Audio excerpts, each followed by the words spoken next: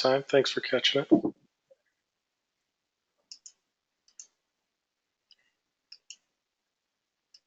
So no alternates.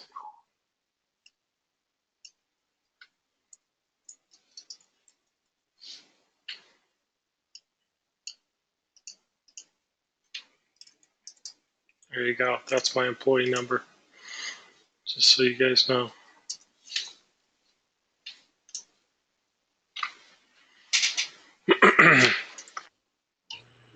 By the way, I had Jan look up her who bumps me information.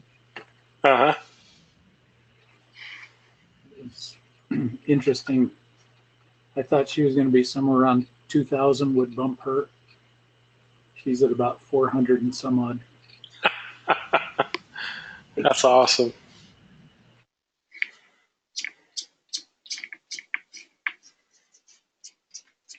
So no need for Rex to get flight benefits. Well, that's the beauty. I can use my priority if it's wide open and hers if it's not. Yeah.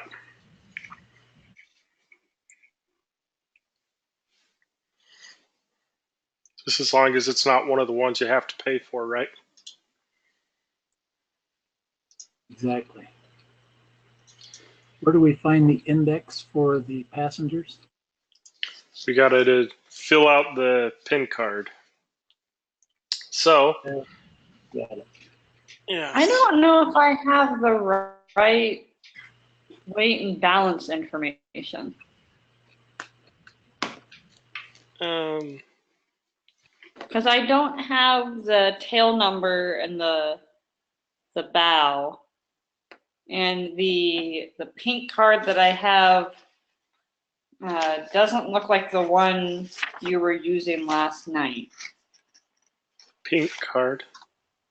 Well, the passenger. Oh, PIN card. PIN card, yeah.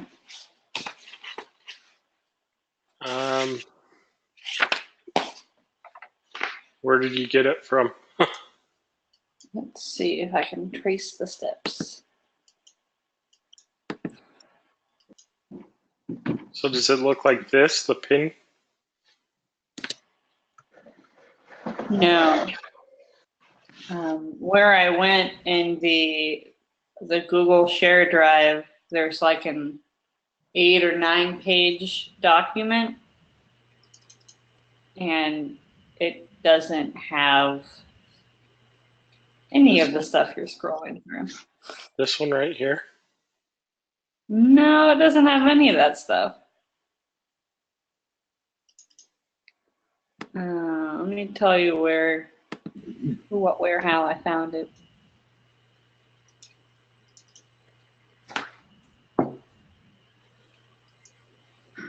I have a Mac that's on its last leg of life, and it overheats to the point where it pushes the keyboard up.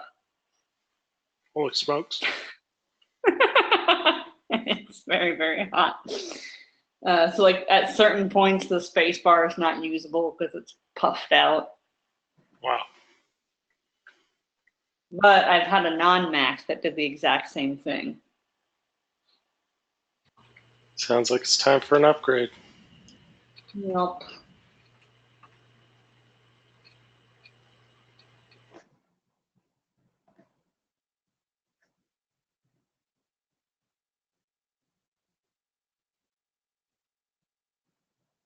It's still loading.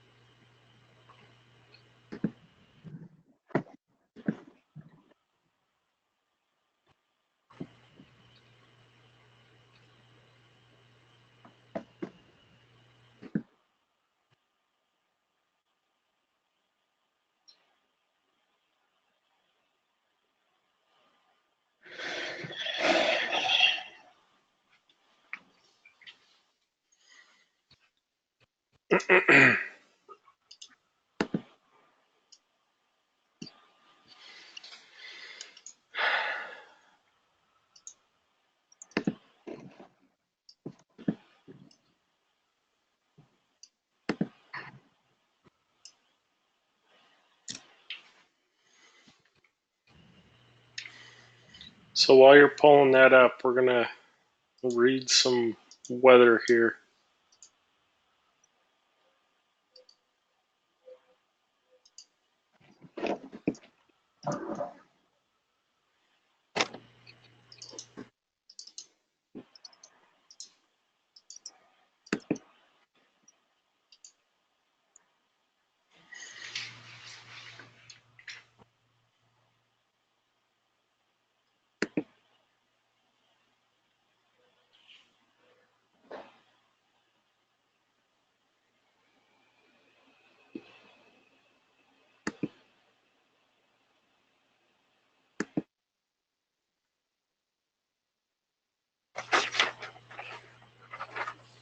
Okay, here we go.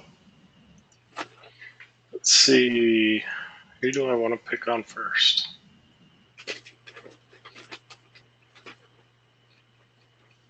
Rex. You want to try to decode that METAR for us? It's a special METAR because there's been some significant change at KMSP, which I'm going to guess must be Minneapolis, St. Paul. Uh-huh. On the 15th at 2011 Zulu, winds are from 20 degrees out of the northeast at 11 knots. 1 statute mile of visibility.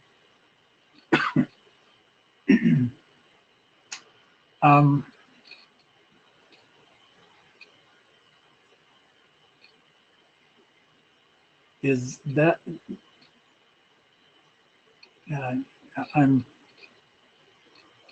is that runway 30 left? Yes, it is. Okay. I'm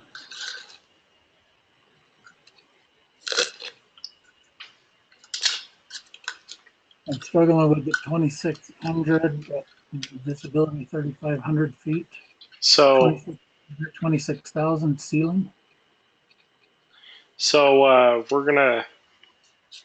we'll come back to that. Okay, light snow and BR. I don't have my METAR abbreviation brought up right now. That one's missed. Yeah, I definitely missed it.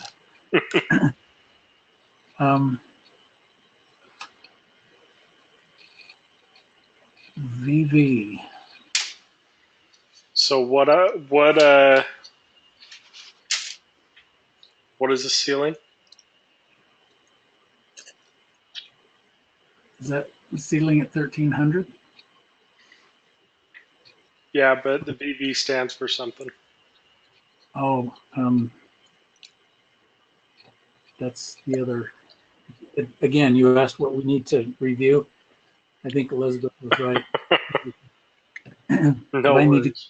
to early on because I'm trying to remember all of the stuff that we learned in the first few weeks also. Yeah, it's kind of a nightmare. And again, I'm lost on the M03, M05. The altimeter is 30.02 and the remark section after that. Mm-hmm. Okay, so let's see. So everything up to here, even this, great. So this is what we call RVR. Do you guys remember what RVR stands for? It's runway visibility range, but Right, so runway visual range. And for runway 30 left, the RVRs are reporting 2,600 feet varying to 3,500 feet. Okay, so remember, this is the lateral range. This is you standing on the threshold, looking down the runway. How far can you see? 2,600 feet. half mile. About, yeah. varying to 3,500 feet. So that's all that is rather than reporting, well, it's kind of like, well, it's kind of like visibility here. But remember, what is significant about RVR? There's a phrase that should always come to mind every time we say RVR.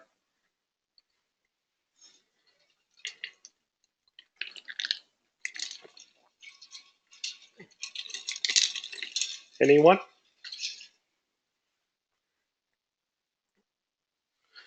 RVR is always controlling.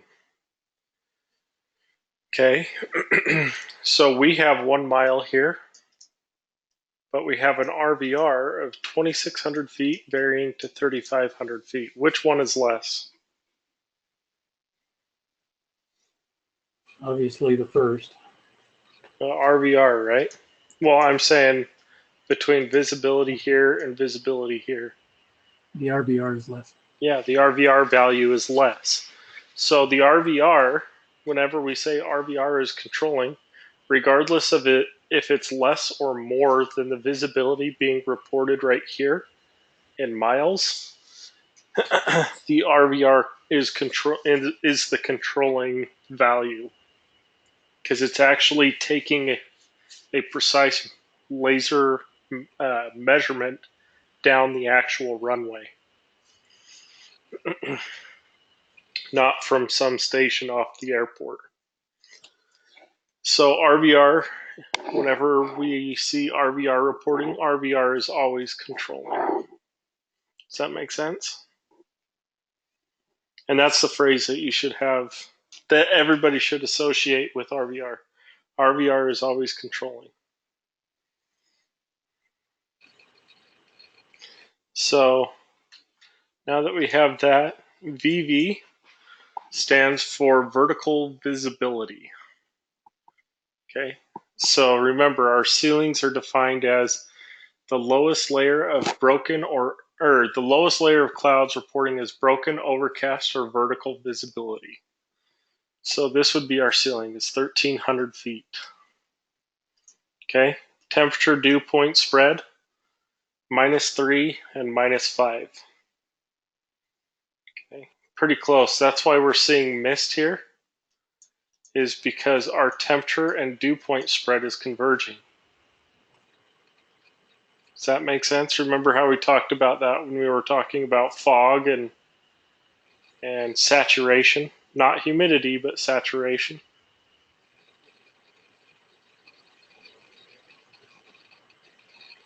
So kind of as an example of what I'm talking about here, look at our dew point spread here.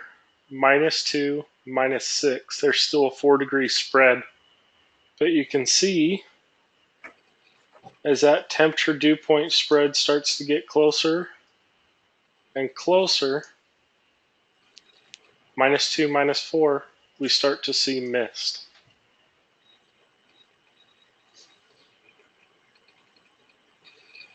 Interesting. Okay. So does everybody feel good with the METAR up to that point, up to the remarks section?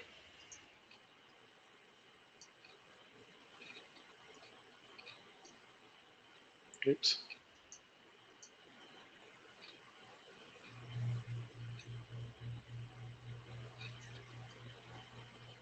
So let's talk about the remarks section. Do you want me to continue that, or do you want me to? Sure.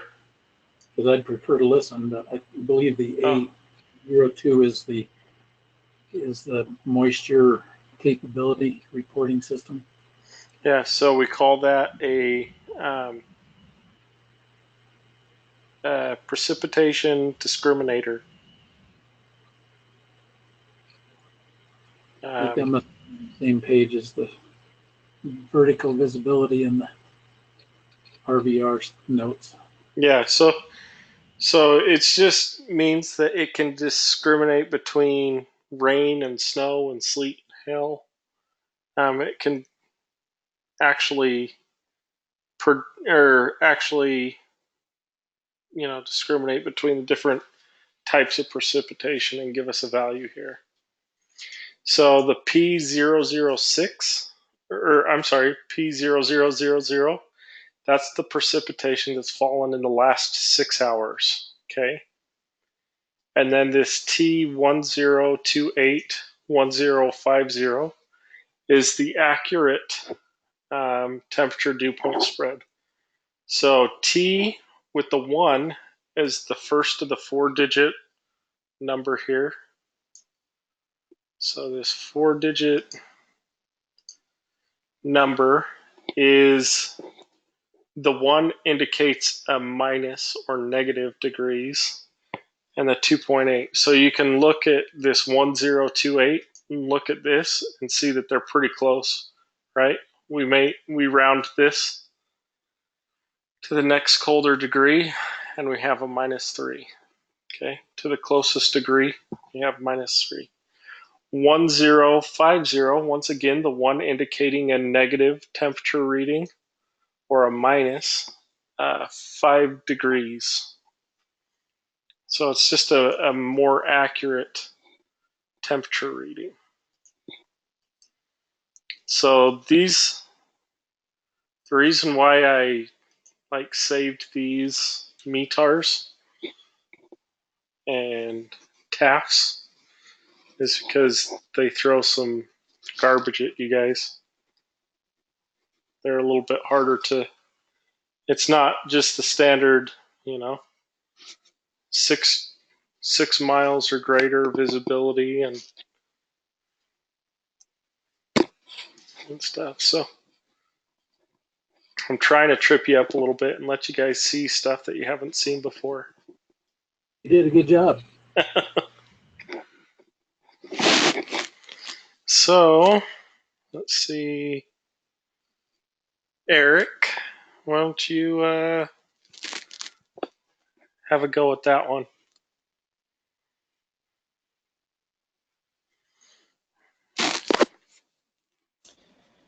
All right. Not sure what CLT is.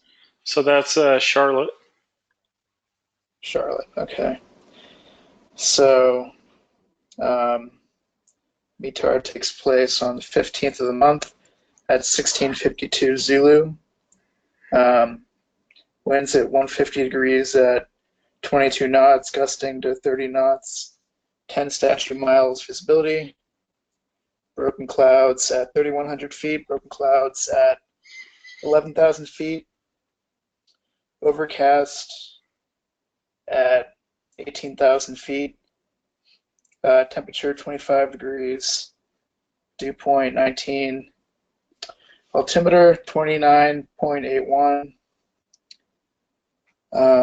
Remarks.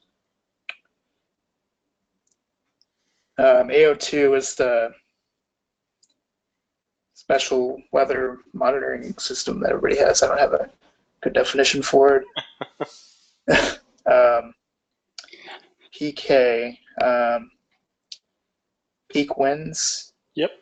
I think took place at 30 Zulu. Nope. Oh no, that's 150 degrees at 30 knots, gusting to. I don't remember how to read that one. Nope. So The time is in there too, right? yeah. So look at the time right here, Mm-hmm. and then make sense of that. So you got the first part right, 150 at 30 knots. Okay, so then it took place at 16:47 Zulu. Mm-hmm.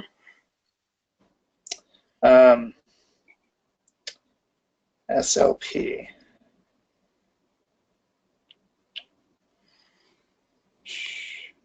I'm not sure what that is. Sea level pressure. Oh, yeah, that's right.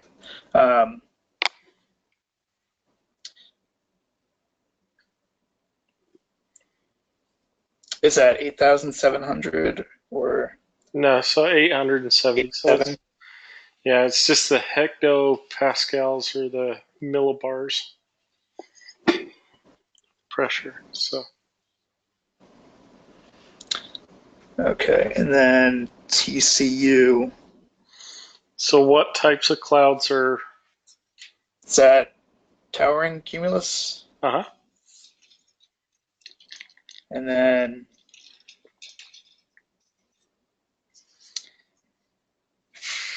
DS and T.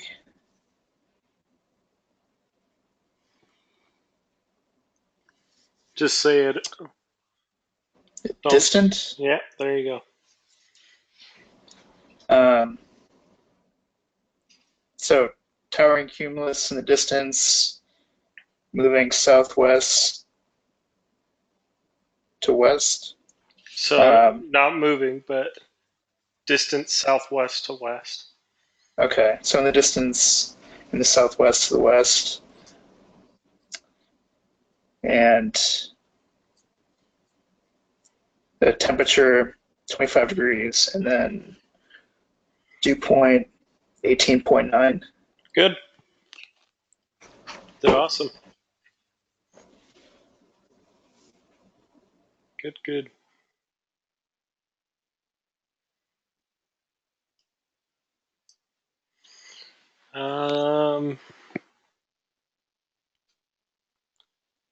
Elizabeth.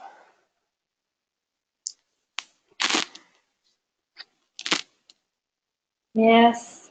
Go for it. Okay. This is from Charlotte Mm-hmm. at 1852 Zulu on the 15th. Mm-hmm. Winds coming from 160 degrees at 28 knots with 20-mile-per-hour gusts.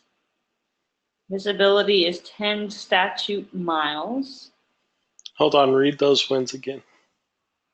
They're coming from 160 at 28 knots with gusts at 20-mile-per-hour gusts Nope. at 28 knots. Nope. So this is always the first. So this is always the constant. This first speed is always the constant. So whenever we see a gusting, that's what the speed that it's gusting to. Does that make sense? Nope. Okay. So hold on a second. I have a sneeze.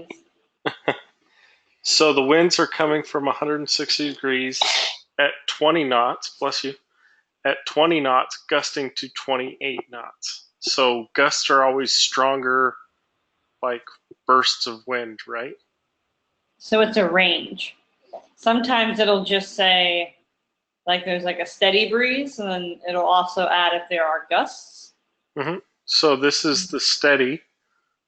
This is what it's constant. This is the constant speed 20 knots. And then there's these random gusts or bursts of winds that are hitting 28 knots. Okay.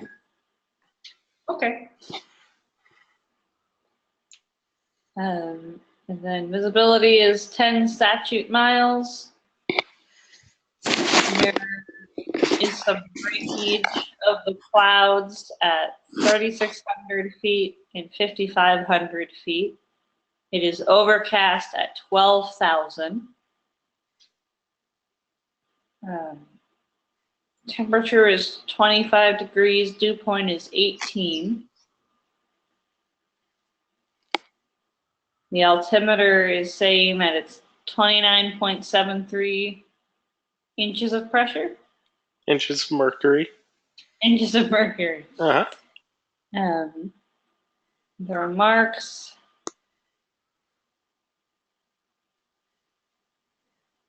Some peak wind.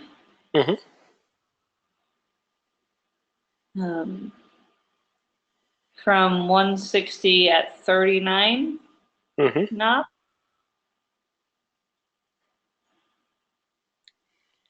And from 180 at 6 knots. Nope. So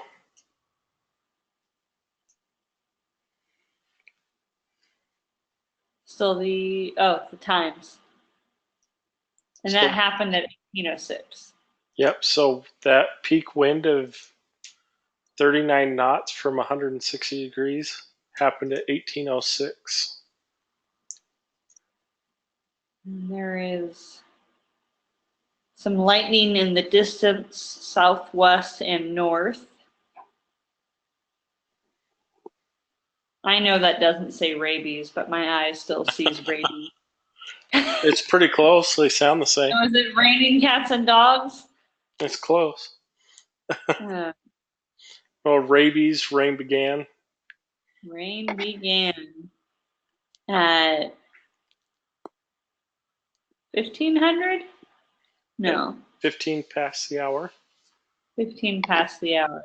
I'm sorry, at 1 minute past the hour. So It says 01. Yeah, so the rain began at 01 or 1 past the hour and ended 15 past the hour. Sea level pressure is 5.9. Oh, 590. 590. And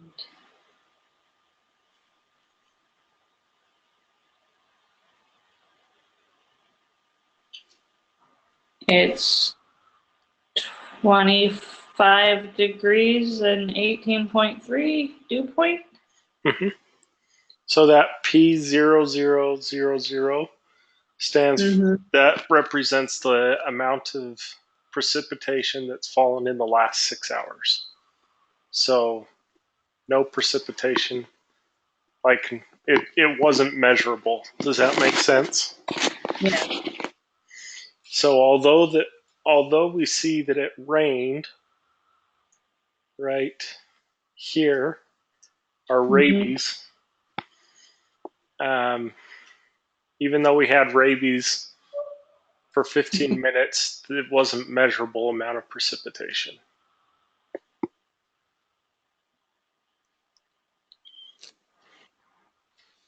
Sound good?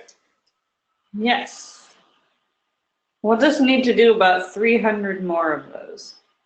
I'll put this on the Google Drive and you guys can have at it.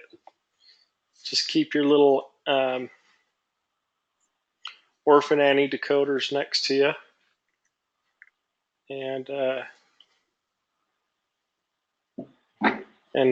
have a heyday.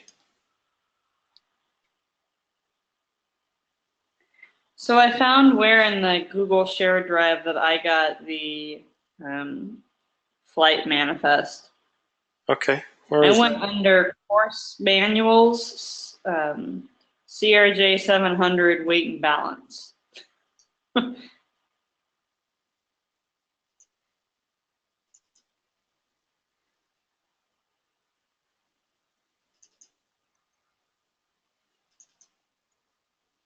And it has some stuff, but not everything that you had. I see. And I'm now regretting how many copies of this I printed out. Well, it pretty much has the same exact thing, actually. Looking at the information. Except for it has the Delta passenger index. So ours doesn't. So the Delta passenger index, because of first class, it takes away 2 of the seats. Does that make sense? Yes. That's the only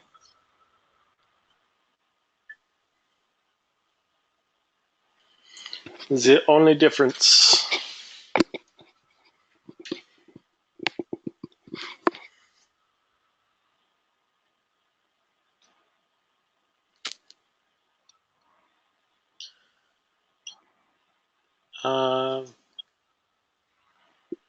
Yeah. Just when we're doing the weight and balance, just look at my pin card and write your values in there. Okay. So, all right, so let's get to weight and balance. I'm going to post this on the Google Drive for you guys really quick.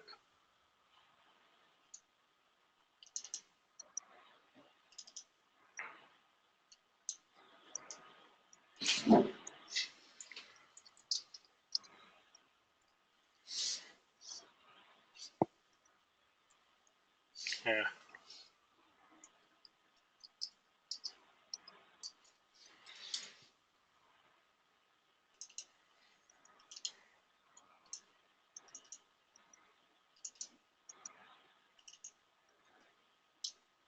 Nope, not that one.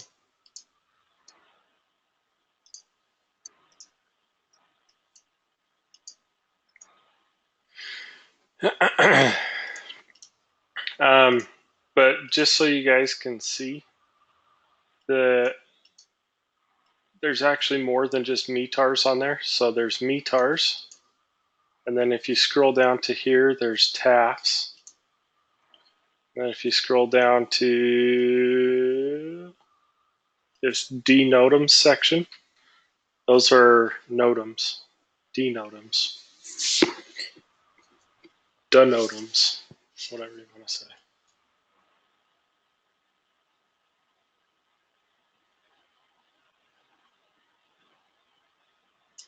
Anyways.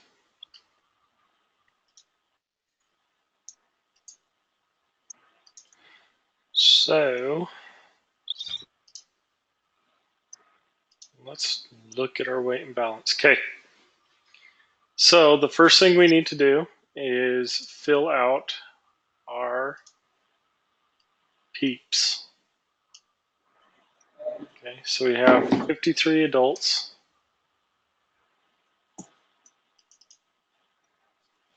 12 kids.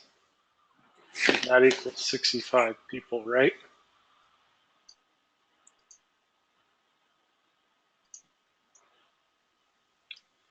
So the weight of the adults, where do we find that? On the far right side. Okay, and are we loaded up for Christmas, or do we have our bikini bods again? Let's do summer. Okay, so summer, 53 53 adults. We're going to come down here to 53. And that gives us 10,000 pounds. Well, just a hair over.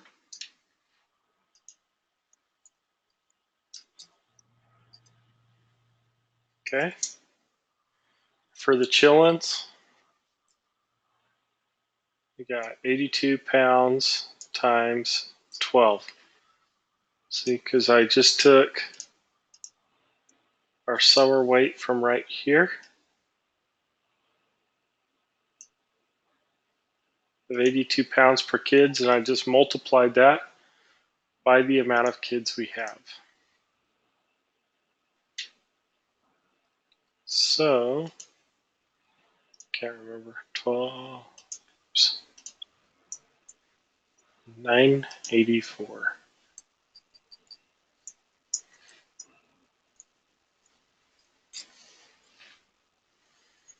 Okay. Add those two numbers again together. 11,054. 11,054. Oh, 54? Yeah.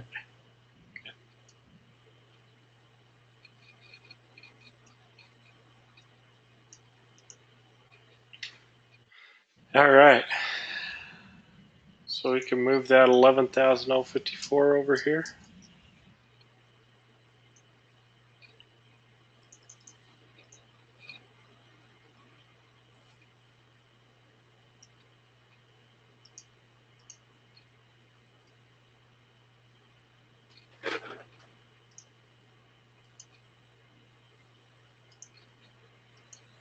All right, so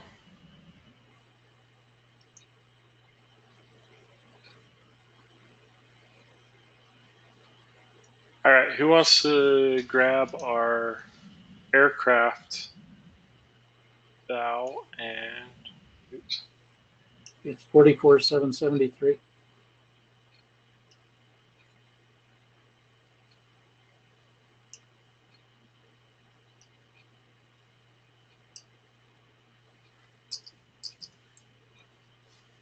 Is that right? Yes, and the index is 72.0. You want to add that right now? 72.0. Correct.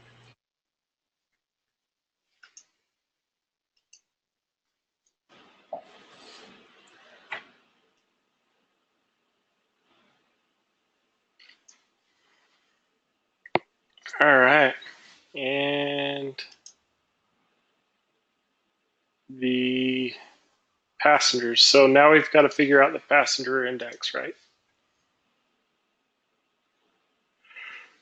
So we got 53 and 12. So if we come in here and we say 53 passengers or adult passengers, 12 kid passengers, right? And then all we need to do is spread them out. So how do you guys want to do it?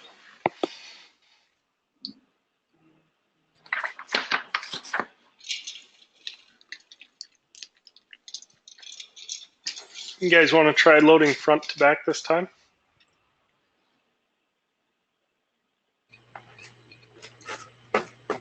Yeah.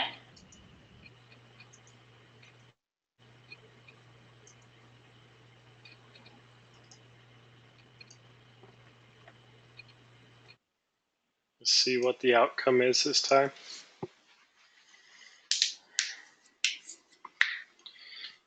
Okay. Now I had all 12s except for the last row.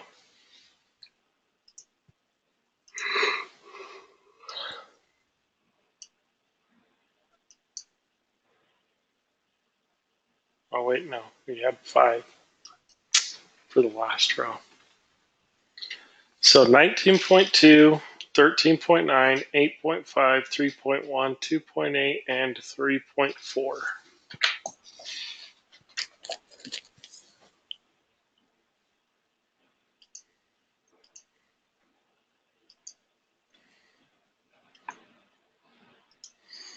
So does somebody want to read me those numbers? Hold on.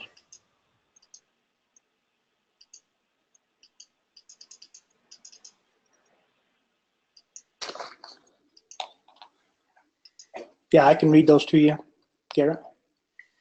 Okay, just a second. I forgot to shut off my highlighter there.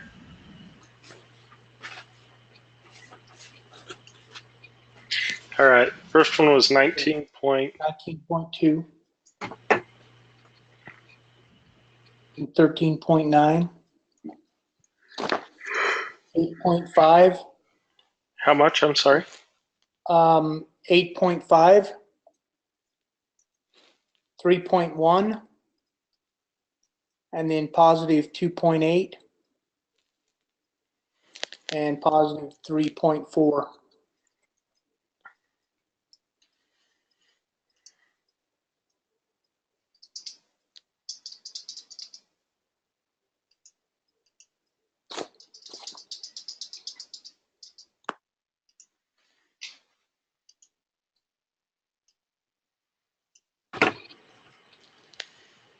All right, so gives us 65 people on board.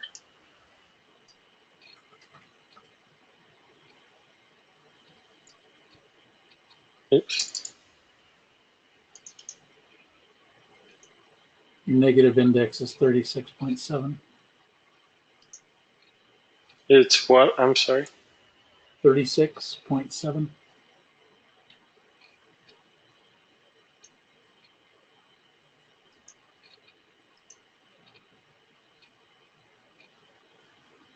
And the positive is 6.2.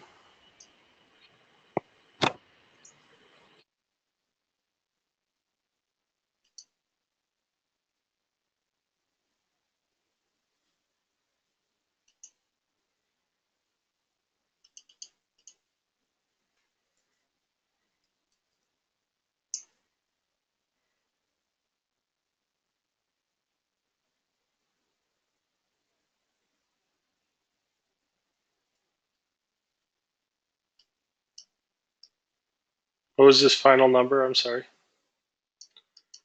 What, 30.1?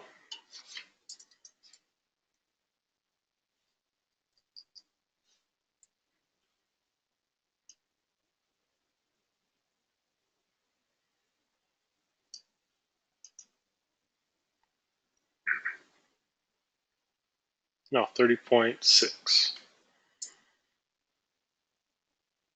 Or 5. Oh, man. Everybody agree?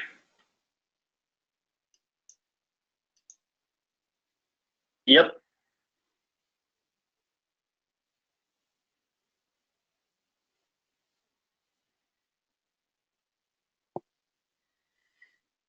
All right.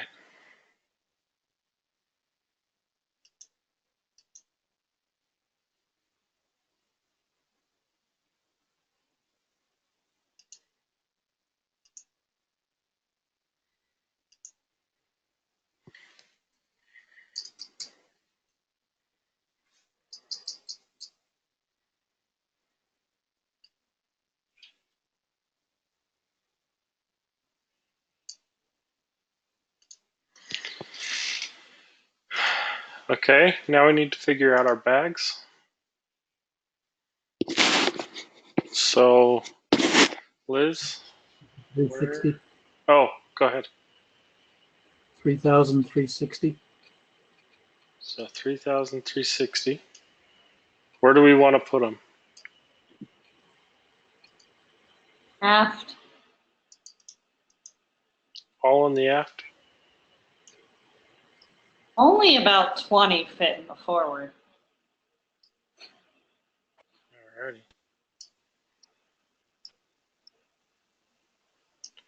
So you said 100 in the back, 12 in the front.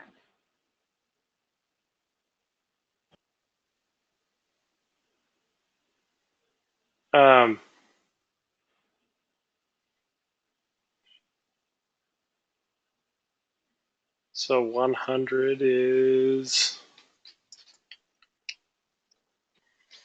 3,000 pounds. 3,300. Wait, nope, you're right. 3,000.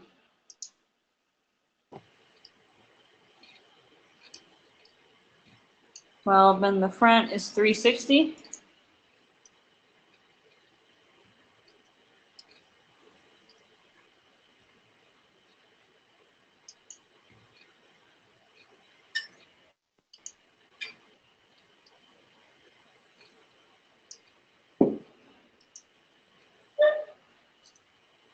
So what's our index for our aft cargo? Minus 1.9. And where did you get that? From the, oh, did you say aft or the forward? In the aft. I'm sorry. The aft is right next to the passenger weights.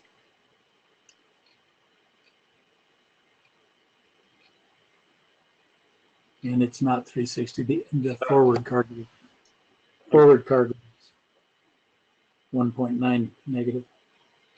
Okay.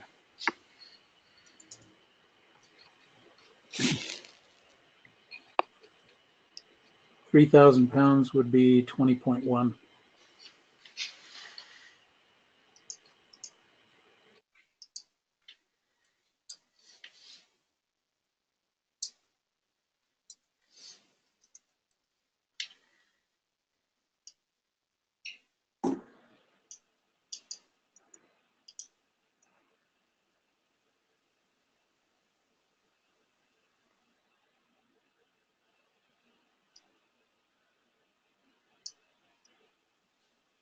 Aft cargo. 1.9.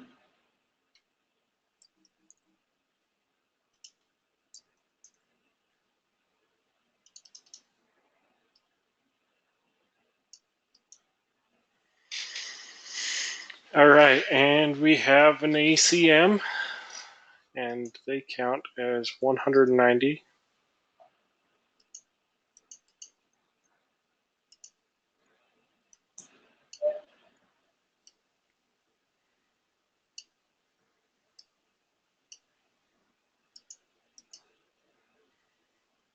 And 2.3.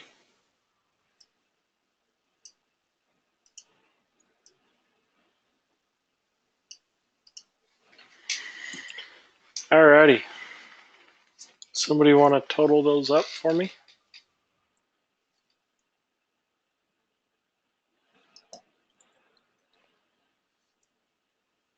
The left column is 92.1.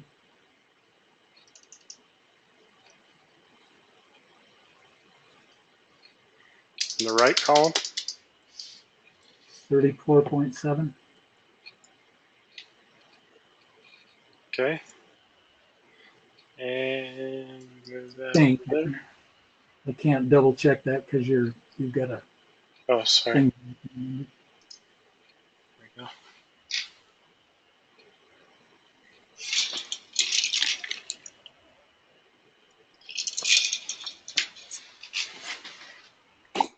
Is that right? Yeah. Okay. And what does that total out to, index-wise?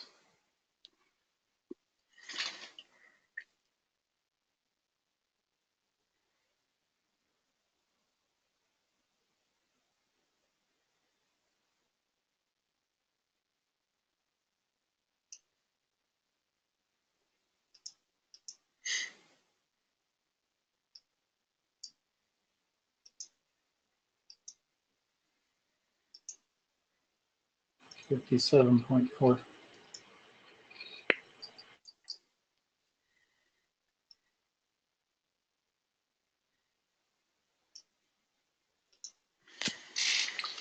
All right. And what's the total of all of our weights?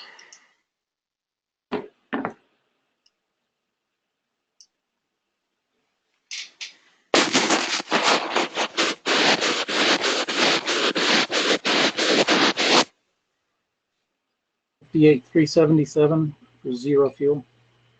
58. Yes. Okay. So how do we figure out our fuel? Written down 2 hours and 23 minutes, correct? En route. Uh-huh. So you take 4,000 for the first hour, 3,000 for the second hour, 50 pounds per minute going into the third hour. Okay. So The total fuel is 10,650. That's with the reserve fuel also. oh, that's what the reserve. Okay. Step ahead of us. That's awesome.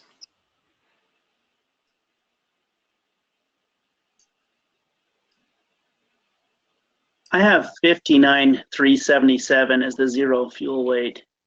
Okay. So let's take a look at this. So remember our way of figuring this out. So we have the first hour's 4,000 pounds.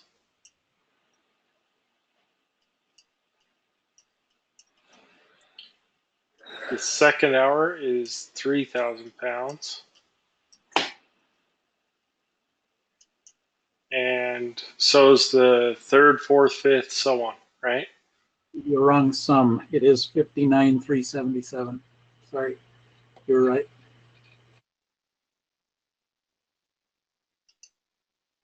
Oh, I did mention I got a D in mathematics, right? 59,377. This is what you were talking about.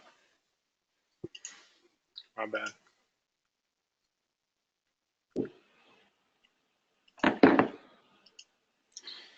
So, anyways, so for the fuel, we add 4,000 for the first hour, add 3,000 for the second hour, right?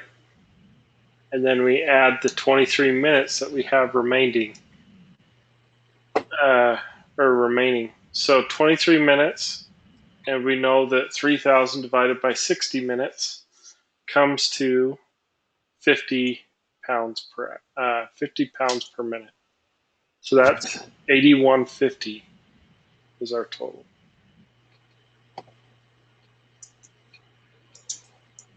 Hold on. Something didn't go right. 23 times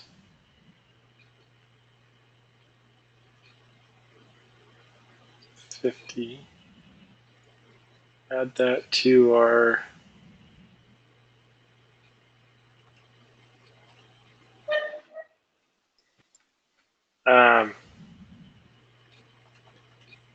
to our 7,000 pounds, right?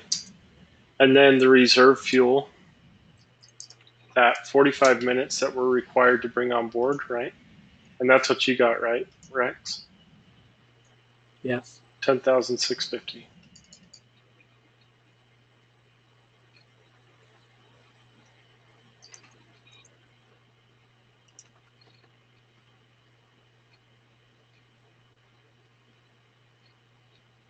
So where does that fall on our index? Minus 1.9. Okay. So we just take that fuel number, 10,650, and we round up to the next number, which gives us a negative 1.9.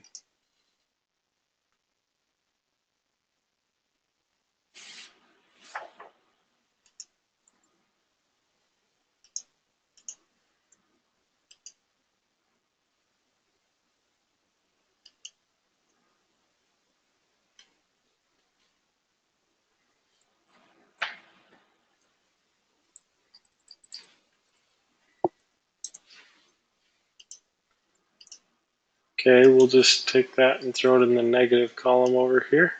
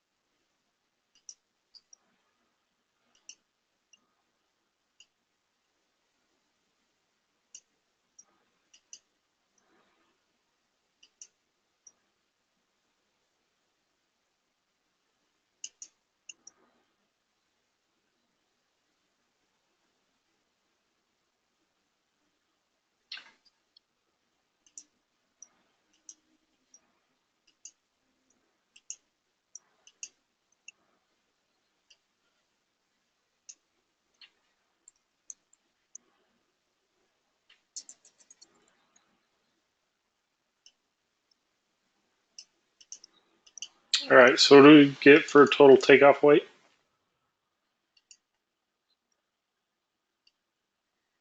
Adding all those numbers together. 70,027.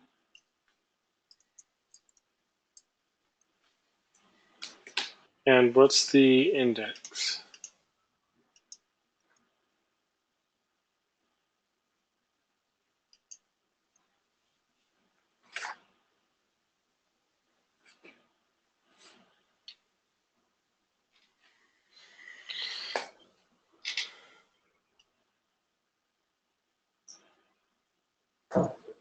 So 57.4 minus 1.9 comes to 55.5. okay, 55.5. We'll take that down here to our takeoff weight. So here's 70,000 right there. Move that over here.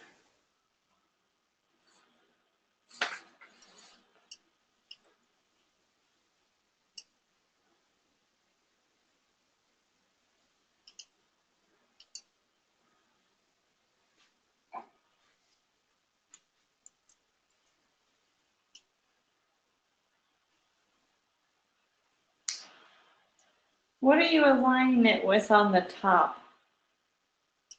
So the top we're going to learn about when we're actually flight planning. This is called a percent of Mac. So percent of Mac, we take that and we can figure out our stab trim settings. So it's something you don't need to worry about right now so much, but in our weight and balance, when we're doing it, we're going up from the bottom here. So here's 55, 55 and a half.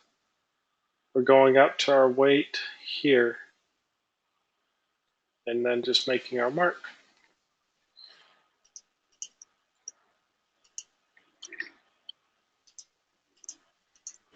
Everybody good?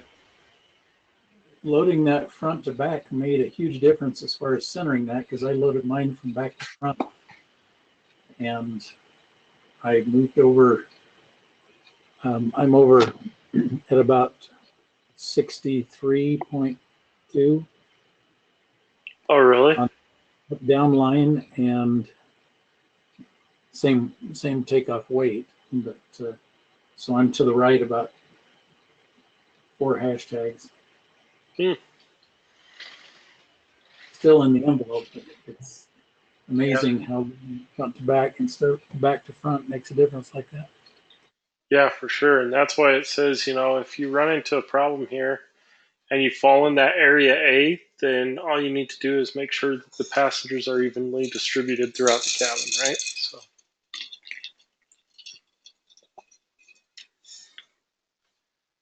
Alrighty. Everybody comfortable with that?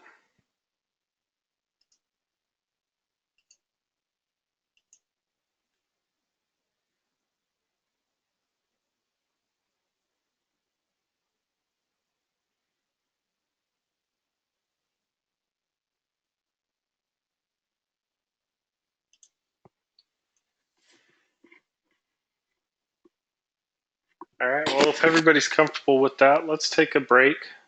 You guys ready for a lunch break or? Yeah. Or at least 10 minutes. So do you guys want to get back at 7:20 or 7:10?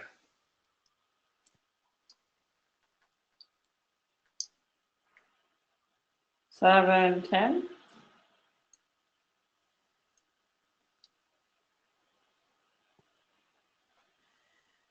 Everybody good with the 20-minute lunch break?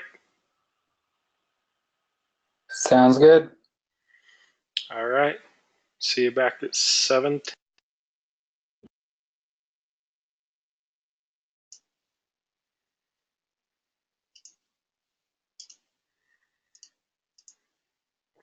Yeah, I'm feeling better about it. Okay.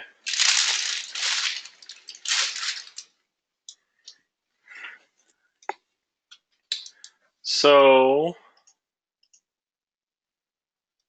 the next thing, well, do you guys want to go over PIREPs or TAFs or anything, or do you guys want to start talking about Skyvector?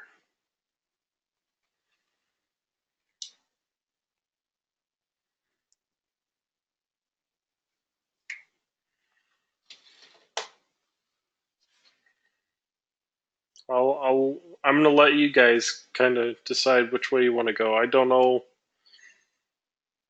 if you guys. What are our choices? Do you guys want to read more METARs? Do you guys want to go over TAFs and do legal to go stuff, or do you want to go over this Skyvector and kind of learn a little bit about how to use this program? I'm pretty interested in this program.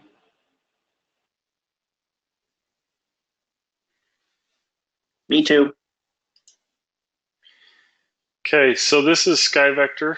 I know we've pulled it up half dozen or so times in this class. You guys can see the beautiful outline of the United States here.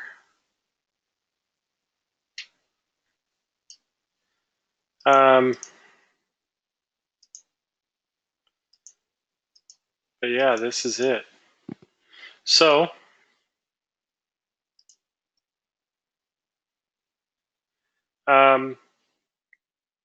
why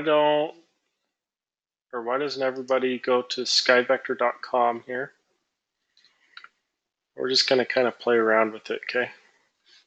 So let's pull up an airport. Somebody name an airport.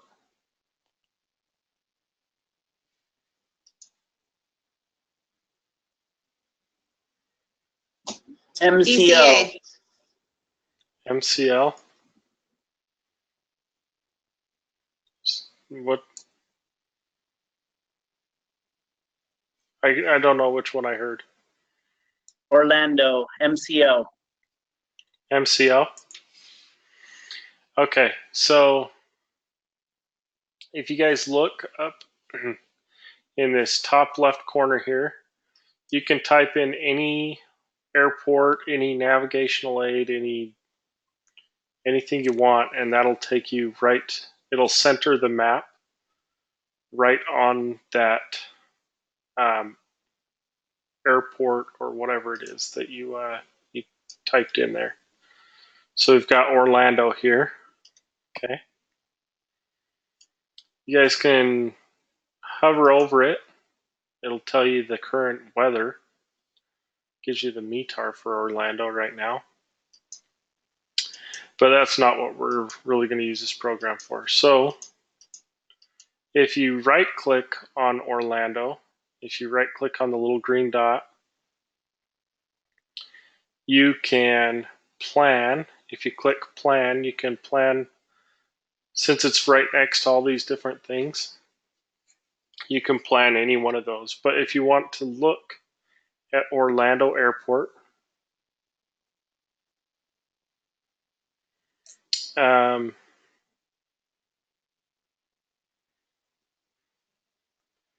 then you just hover over this executive ORL. Where's MCO?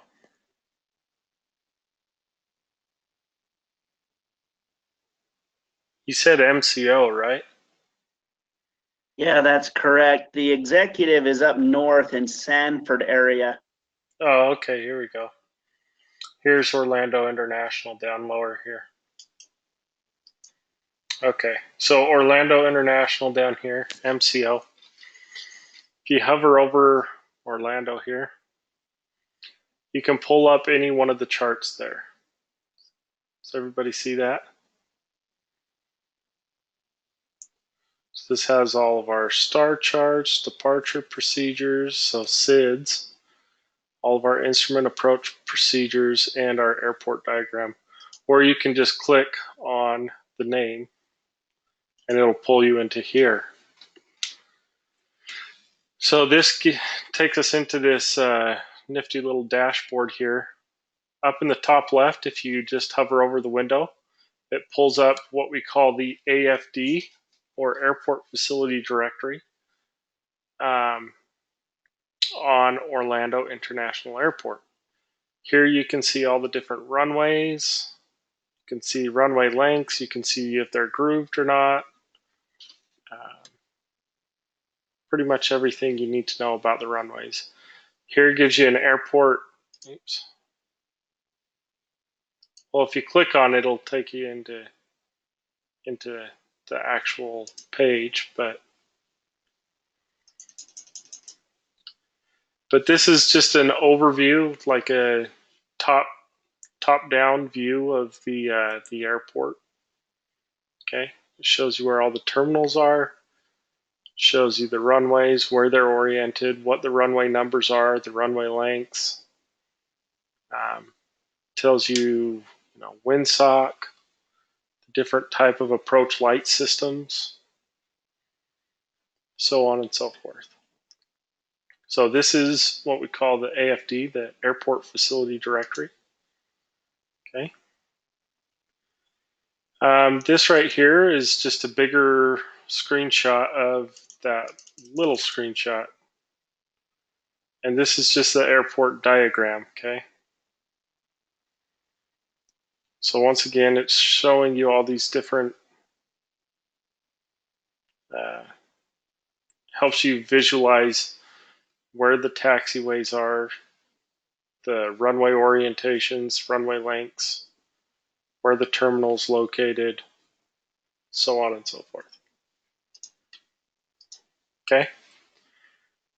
This shows you the VFR chart, IFR chart, satellite view of the airport. So this is what it looks like. Kind of a cool airport.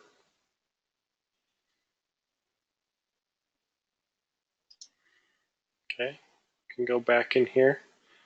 This is giving you the same information that you see over here in the chart supplement or the AFD. This gives you the same exact information. Just kind of breaks it up a little easier for you to read. But then down here is going to be our charts. So this is our 10.9 and 10.9 alpha charts, basically. Oh, wait, no. Those aren't.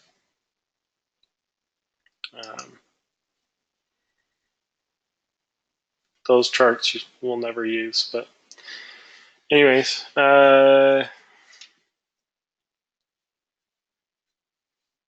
so here you can see the star charts. Here you can see our instrument approach plates. And right here you can see our SIDS. Okay. So one thing to remember when we're doing our flight planning, we won't be using any RNAV. Okay, what is RNAV again?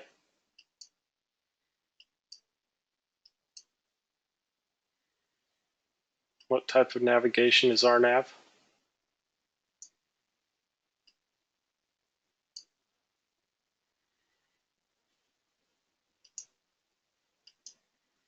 Anybody? That's satellite based. Yeah, satellite-based navigation. Good. So we are only going to use ground-based navigation in our flight planning. Okay.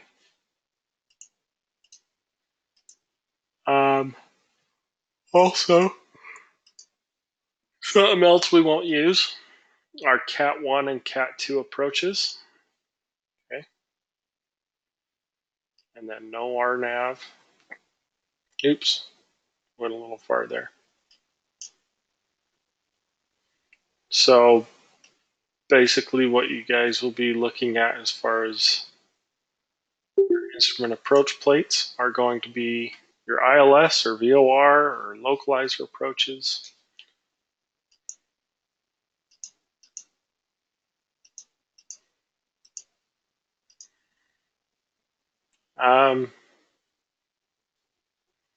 So yeah, so that's kind of an overview of how the airport, or how, if you need to pull charts or anything, that's how you'd pull them.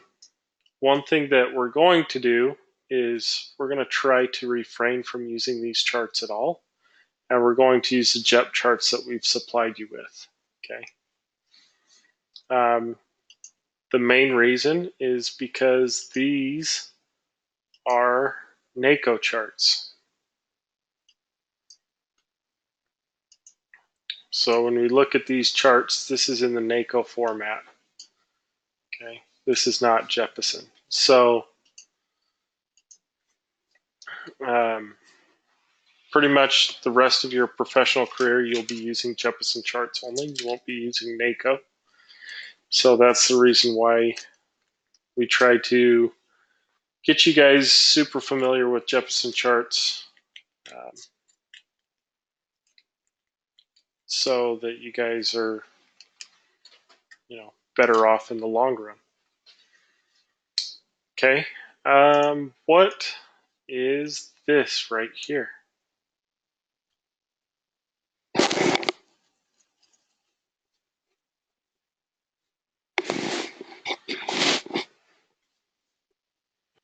It's one of the super highways. Superhighways, there we go. So that's our jet route. So what's the difference between a jet route and a Victor route? Altitude. Yeah, pretty much. Jet routes are basically anything 18,000 feet and above. You're going to be trying to use jet routes because the VORs that you're using are going to be high VORs. And what is the service volume of a high VOR again?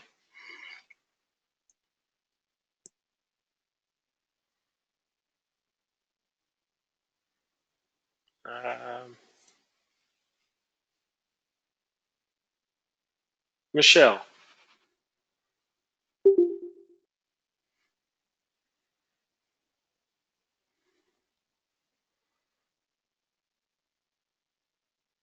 I don't know.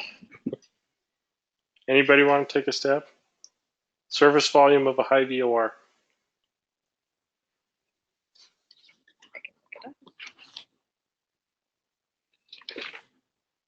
I have no idea. 14.5 to 60? Or is it 14.5 to 45? Or excuse me, 18 to 45. No, so we're talking, remember we have a high VOR, low VOR, and a terminal VOR. Which one was it? The high VOR? Uh-huh. I know it. It's 130 miles. Yeah, 130. Good. So jet routes use high VORs and therefore have longer distances between the different ground-based navigational aids. Okay. We can go longer distances. Whereas when we switch to the low chart here and start looking at Victor routes, our routes, the Victor routes, like zigzag a lot more than our jet routes do. So, does that make sense?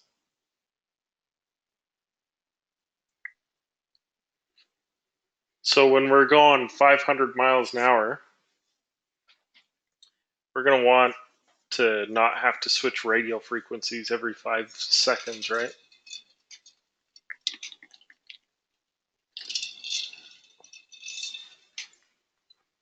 So they're going to fly the most direct route that they can. Okay, what are these blue lines here?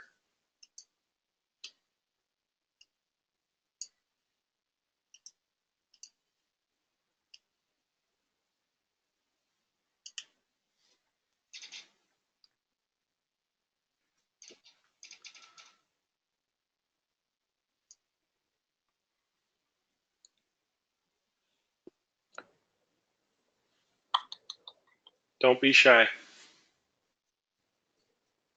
I was going to say the distances between one VOR to the other, but I don't think that's correct. Nope. It's some kind of a route because I see that in the center there it shows the MEA of 24,000 foot. Isn't that a minimum en route altitude? Yeah, what does it say under that? 185. What does it say above that? The Q2-4. Yeah. That one? Yep. So it identifies a route, correct? Yeah, but what are the different type of routes that we have? RNAV. Think about that. I can't remember that one, a blue one. So RNAV. So we have T and Q routes, right? So T and Q routes are satellite-based routes. So those are using satellite-based. In other words, they're routes that we can't use in this class. So remember that as we're doing our flight planning, we're only going to be using the black jet routes or Victor routes, okay?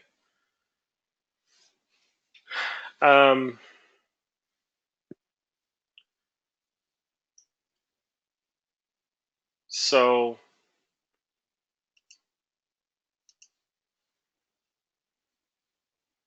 we can see these little triangles here. Everybody see those? They look like this. And they're in places like that. There's one right there. There's even one right there.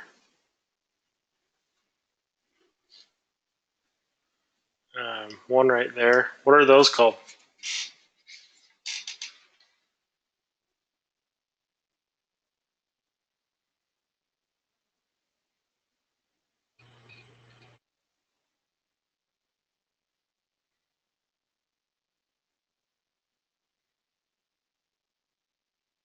Are those intersections? Yeah, exactly. Intersections. Okay. What are these star shapes here?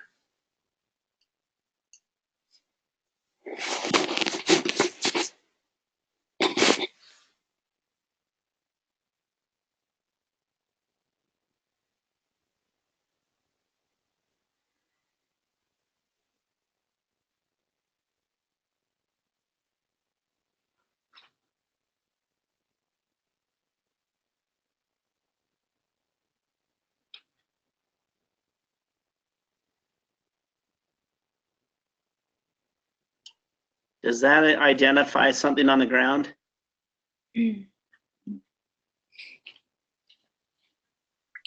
Not quite. Not like a beacon or something? Okay.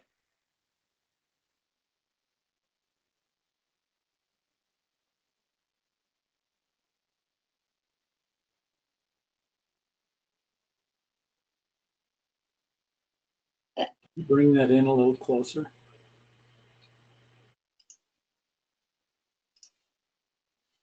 Let me erase all these marks.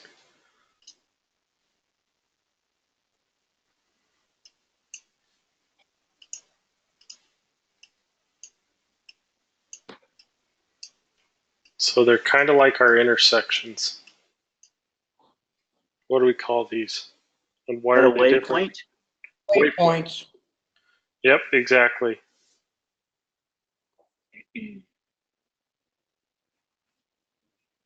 So what are different, or what's different?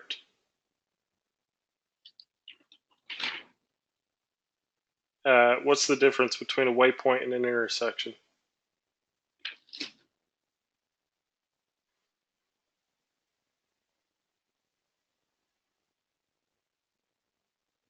This where you are merging, intersections where you merge into another route, where a waypoint is where you check your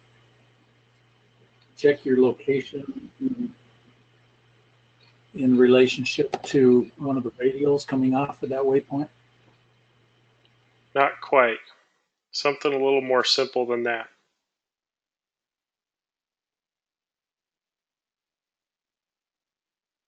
Is it that waypoints are places in the air? Not quite. So the difference between a waypoint and an intersection, waypoints are using satellite-based navigation, intersections are using ground-based navigations. Okay? So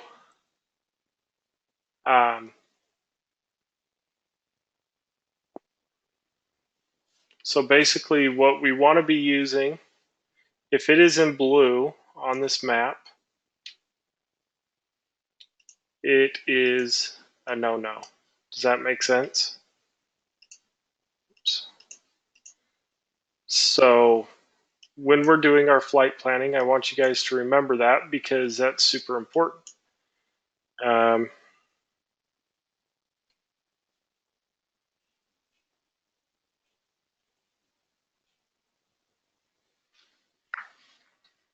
Okay, so Will you repeat it?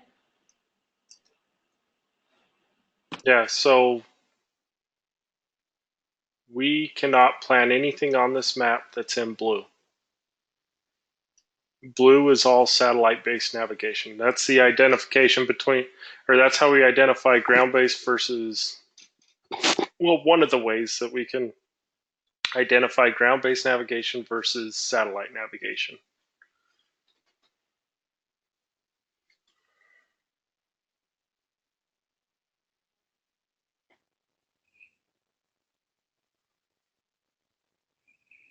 Why wouldn't we want to do satellite navigation? Because in this class, we want you guys to use ground-based navigation only. The reason why is because satellite navigation is still a pretty new, and as far as aviation,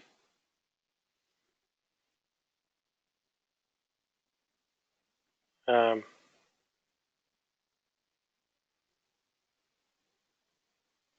far as aviation goes and navigation goes, satellite navigation is still fairly new.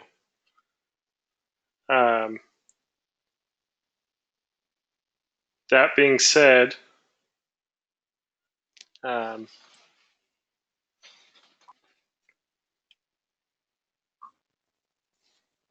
requirements for satellite navigation and to use satellite navigation and satellite navigation only requires instrumentation that we're still even putting on our aircraft, right? The transition's been very, very slow. We're not required to have the equipment on our aircraft until 2020. So guess when all of the aircraft are going to have satellite navigation, or the equipment necessary to navigate solely off of satellite navigation on their air. Thanksgiving 2019? Probably December 31st, 2020. So as of right now, ground-based navigation, if we don't have ground-based navigation is like the fail-safe. And so until satellite navigation is the only thing we're using, which it never will be, we want you to be very familiar with ground-based navigation because that will translate to satellite navigation better. It's a long explanation and it's really muddy and I'm not very good at explaining it, but basically just no RNAV, no satellite navigation for this class. When you get a job with an airline, if you have to build a route because the FMS or flight management system is out of service or not working, you have to use it, or you have to plan the route using solely ground-based navigational aids as well. So that's another reason why, is because we want to teach you guys how to do it this way, because it's not like you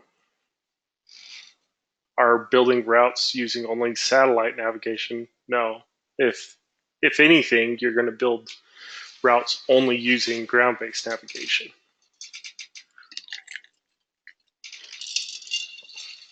Even in the airlines. So that's why. If that's good enough of an answer, I don't know. Okay, let's continue on how we use this program. So let's say we want to fly from Salt Lake City to San Francisco. Ash, we're going home. Sweet, let's go. So all we have to do is you click this little flight plan button here, and in the departure airport, you put Salt Lake City, KSLC, and in the destination, you put KSFO or San Francisco, and it'll pop up a direct route. Okay. Does everybody see the nice brand new magenta line here?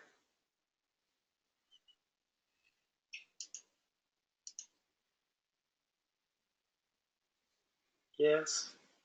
Okay, so on that magenta line, you can see two things. So here is the heading that we would fly. If we were to fly directly from Salt Lake City to San Francisco, we would fly 241 degrees. Okay, this is the average distance. So this is, or the direct distance. So 520 nautical miles from Salt Lake City to San Francisco. Okay. So this is what we'll use to get like an average fuel burn. All we need to do to get our average fuel burn on you know how much time or an estimated fuel burn on how much time it's going to take to get there. It's not going to take 4 hours and 35 minutes in a CRJ, right? Maybe in a 172, a Cessna 172, but not in a CRJ. So if we just go to speed here, we'll always use 400 knots. And that 400 knots, once we hit enter here, you can see that our estimated time en route goes down to 1 hour and 48 minutes. Okay. So that's what we use for our estimated time. Is everybody following along there?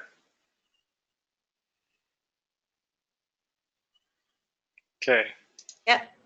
So remember how I said we want you guys to use your Jeppesen charts. So if we go into the Google Drive and go to our Jeppesen charts, we need to figure out two things. We need to figure out our departure and we need to figure out our arrival. And then to flight plan, we just connect the two dots. So we always want to leave on a departure and we always want to arrive on an arrival. So if we go to Salt Lake City and we come down here to our SIDS, remember these are stars, but if we come down to the SIDS, you can see we have a couple of SIDS, and these SIDS, this one heads to the south and then to the west, or you can continue south, or you can break down southeast. On this one goes once again to the south or to the southwest.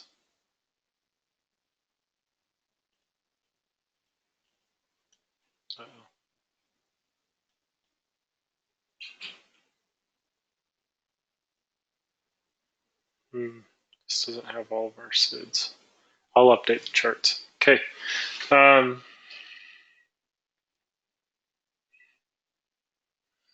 So if we look at here, we can see Coaldale, right?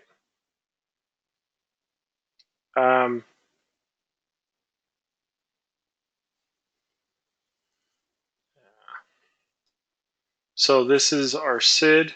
The name of the SID is, let's zoom in here so I can show you guys. This is the Fairfield 8 departure. Okay, and to put this into our chart, we use that FFU8. So when we go into Skyvector, in this box right here, this is where our flight plan information goes. So if we just type in FFU8, U8, and then hit space. And then remember, we always have to use a transition point. So we're going to use Coldell as our transition point. Okay, so OAL is the identifier for Coldell, and then hit enter. That will get us to Coldell, and then take us direct from Coldell into San Francisco. So there's the Fairfield 8 departure. Oops. It's already planned for us. Okay. Everybody see how I did that? So now what we want to do is we want to do a star. Huh? Could you show me again how you did the estimated the burn? I missed that. Oh, okay. So to estimate the burn, we do our direct from departure from Salt Lake City to San Francisco. And then in the speed, you just click up here and you type in 400. And Got it. Thank you. Yep, and then hit enter, and it'll change your ETE down here, okay? Why did you pick Coaldale? Was that the only one that would have sent you to San Francisco? Yeah, so looking at this chart, remember that this little thing here points to the north. So we know that we want to head west. And so Coaldale is the transition point on this SID that shoots us out to the west. Does that make sense? Not any of the other ones? What, like Milford or The one right before Tonopah? where? Right next there. to it, Tonopah? Yeah. Uh-huh. So Tonopah would not have sent you west? Well, it would have. But that's not the transition. That's not the transition point, though. So our transition point is Coaldale. So when we're using this chart, basically what we're doing is we're following these dotted arrows out to the end. And depending on what direction we want to go, we use the very last VOR in that chain. Okay. The very last VOR in the chain is the transition point. Okay. So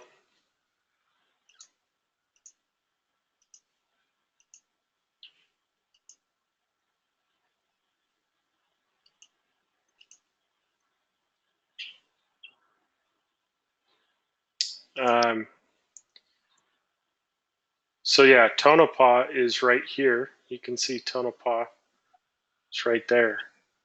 But Coaldale spits us out right here, right? Pretty much just a little closer to San Francisco. Still the same direction, okay? So now what we want to do is we want to go to the San Francisco charts and get as close to Coaldale as we can on an arrival chart, okay? So here's our star charts, right? So we'll look at our star charts and find one that spits us out on or near Coaldale. And look at this. Got San Francisco Airport here. This is north.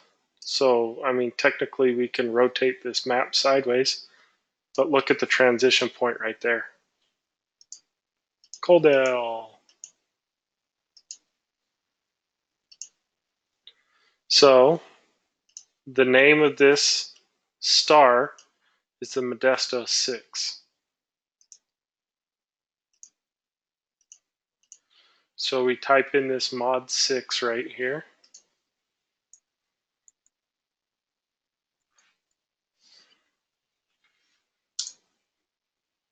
Uh-oh. It's probably named something different now. I need to update these charts.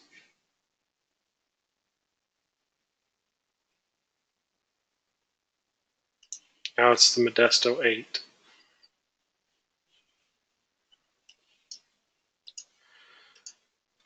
I'm going to update the charts this weekend. Okay, the Modesto 8 arrival takes us directly into our destination. So you can see here, this flight plan would be super easy. We've got Salt Lake City. Our SID is the Fairfield 9 to the Coaldale transition.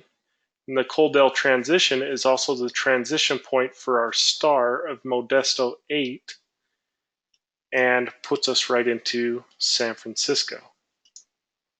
Pretty easy flight planning right there. Okay, so once we've done our SID to our star and connected the dots there, that gives us an accurate estimated time of arrival. Okay.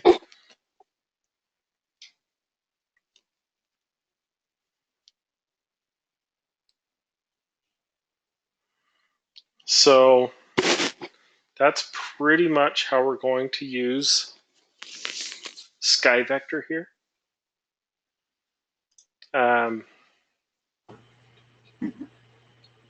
What questions do you guys have? Is this a program that is it public access and free use, or is it paid membership? What is it? It's public access, free use. All you have to do is just sign up and open an account on it, huh? You don't even have to do that. Because I was trying to enter a few things and it said you aren't signed in. Oh, really? Well, up until this point, all the years that I've used Skyvector,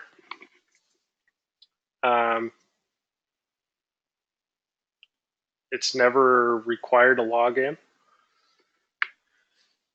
But yeah, if you sign in or if you create a user profile, it's free. I've never paid a dime for this program, but it's just public access, skyvector.com. I think what it said is you can't set up a flight plan. You're not authorized to use the software to set up a flight plan. Oh yeah, to actually file, like with Skyvector, you can actually file these flight plans and fly them. So,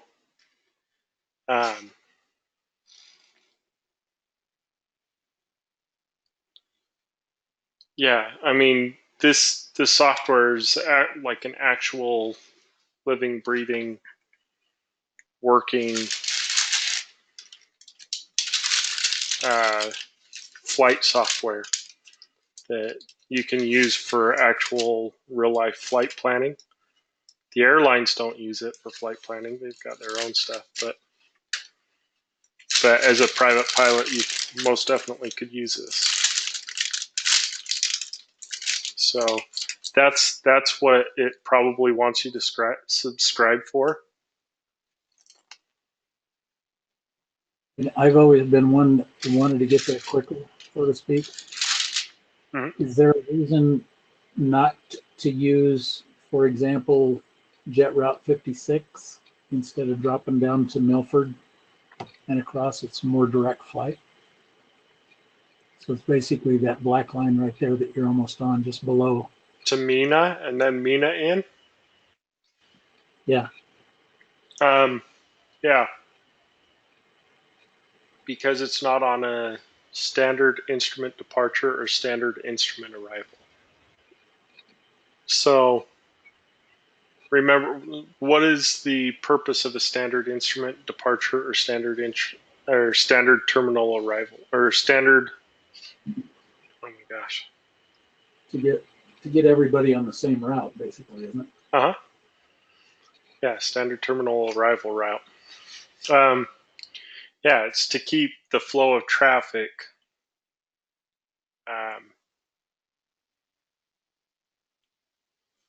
basically going in the same direction.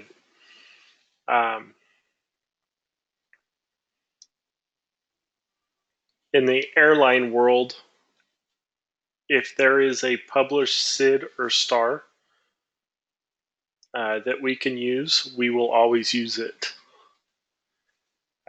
If there's not, let's say we're flying out of Minot, North Dakota, or Williston. Let's go to Williston. There's a departure procedure, but there's not an arrival route. So the way we will fly into Williston is we'll use these jet routes or whatever gets us closest. Whether if we're coming from the south, we'd probably fly up to this Dickinson VOR, and then fly direct to Williston VOR, and then to Williston Airport. But if we can help it, we will always use the arrival route or departure procedure. So that's the reasoning, is just because, you know, we talked about the reasons why we use them. We talked about how they reduce congestion, you know, reduce workload on air traffic control. Really, in the end, save us money because it's not a disorganized mess. Disorganized mess. It's everybody's on the same page. So,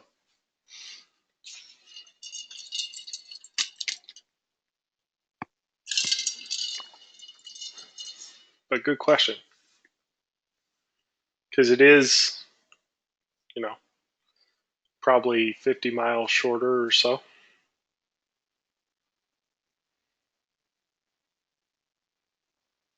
Maybe a little bit more.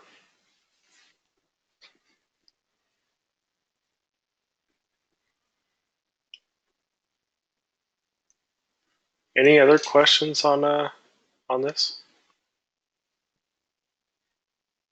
And I mean, we're gonna go.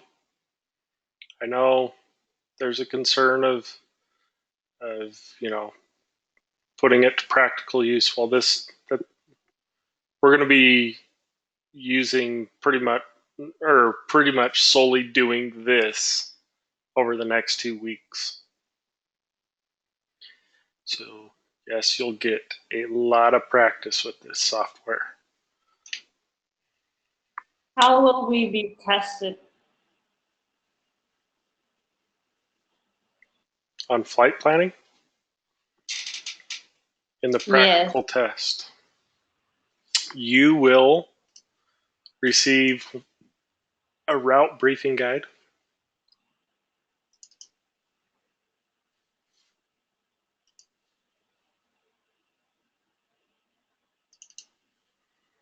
You'll receive one of these route briefing guides. This will give you a city pair, San Diego to Salt Lake City.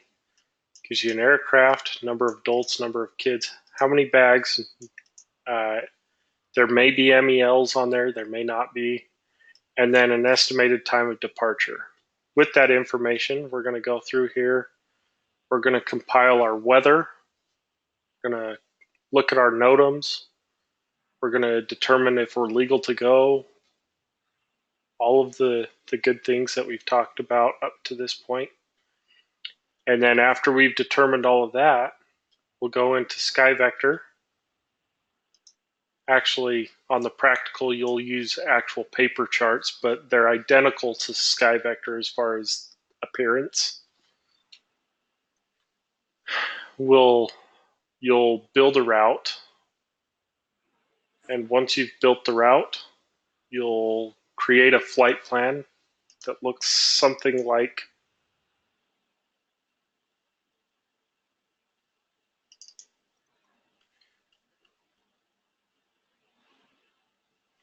shoot, this one doesn't have the flight plan.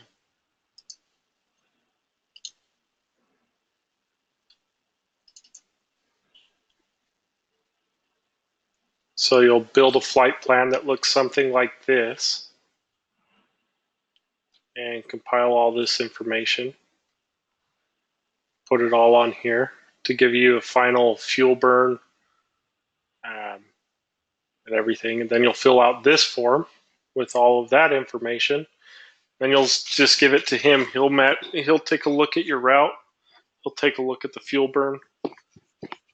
See if your fuel burn is close to his fuel burn. And if you're within a certain tolerance, then you pass.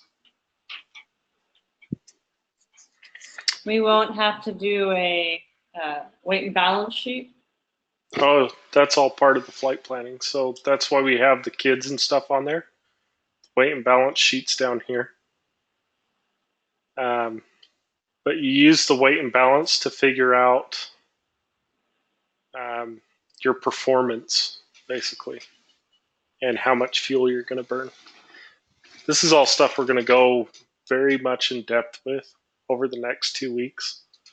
So don't feel like you have to know what all of this is right now. But basically, we're going to take everything that we've learned over the last 6 weeks and we're going to make practical sense out of it.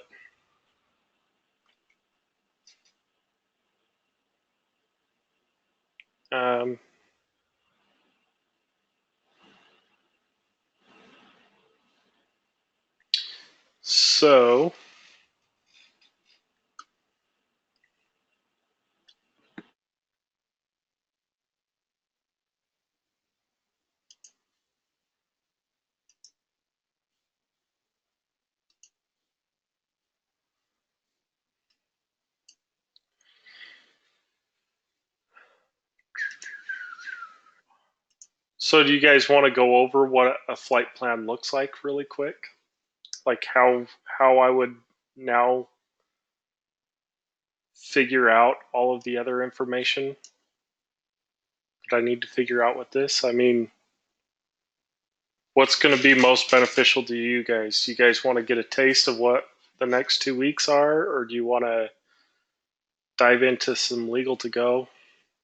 Would you mind doing one more of these that you just did first?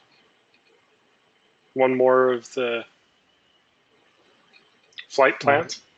Pick a city, any city type thing, and then Okay. walk it apart one more time, and then can we move on Yeah, to so Garrett, I was just for grins, I changed the destination on mine to Seattle, and so I was trying to figure out a route. And it's kicking me back to like going south to go north. So I'm doing something wrong. I just don't know what it is.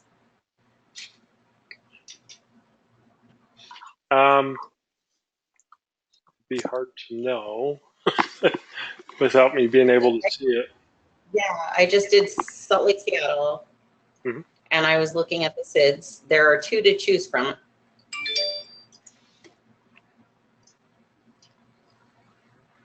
And you're looking at the SIDS. So let's go to our Jeppesen charts.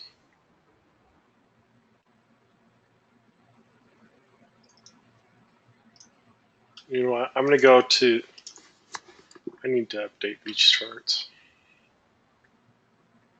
They're making me angry.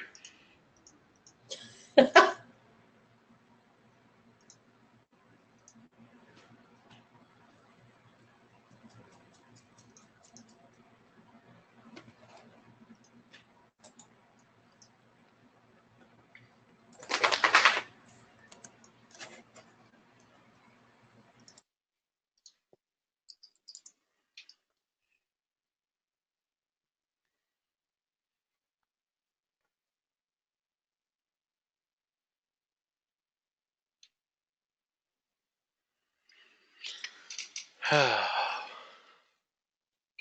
now I got to remember how to collect them all.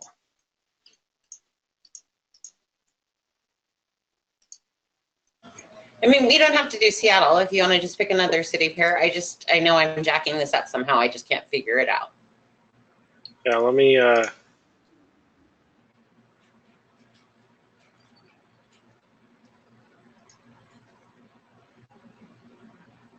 grab some of these charts really quick.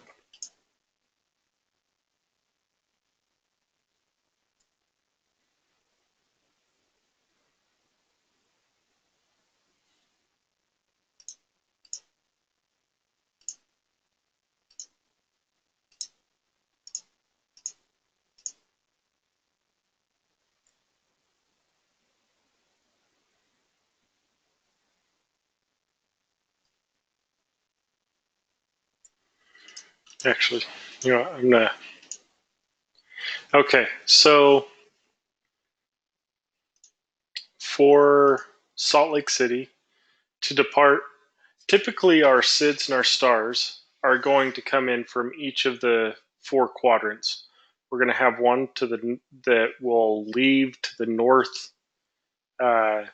northeast, southeast, southwest, and northwest. For some reason, there's only a couple of those charts on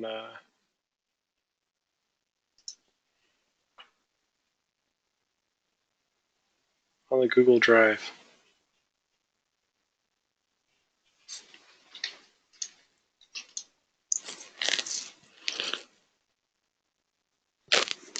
Mm-hmm.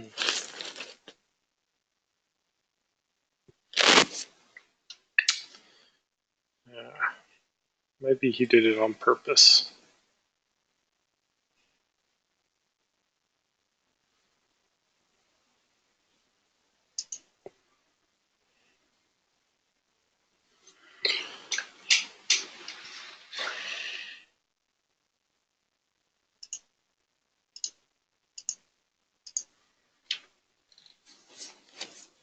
Okay. So, yeah. For some reason, the Fairfield 9 is the only one that kicks us out like that to the west, and there's nothing that really goes to the north. As far Yeah, I kept trying to, and that was the cool thing about it, is that I kept trying to put in other routes, and it kept kicking me back to Fairfield 9. Yeah. I'm like, I don't even see Fairfield 9. So we would just use the Fairfield 9, but then let's go to Seattle here. So Seattle, for our star, we're going to want something that brings us in from the south, right? So this one comes in from Battleground or from Newburgh.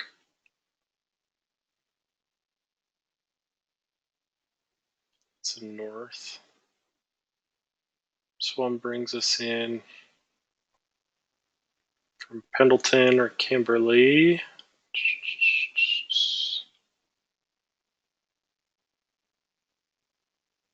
Oh, sorry, that's a SID. So probably this Battleground one. So this is going to be the Olympia 2 arrival. So OLM 2. So you come in here, and we know that we want to enter from BTG into the OLM 2 arrival. So you can see, this is a good example. You can see that this just goes direct to Battleground now. But what's our whole thing? We need to be on a published jet route, right? So there's a couple cool things you can do with Skyvector. Okay, so we can see that Coldell is the transition point for this, for the Fairfield 9 departure, and this just goes direct to Battleground. But we can kind of see where these jet routes line up. You know, it kind of parallels a couple.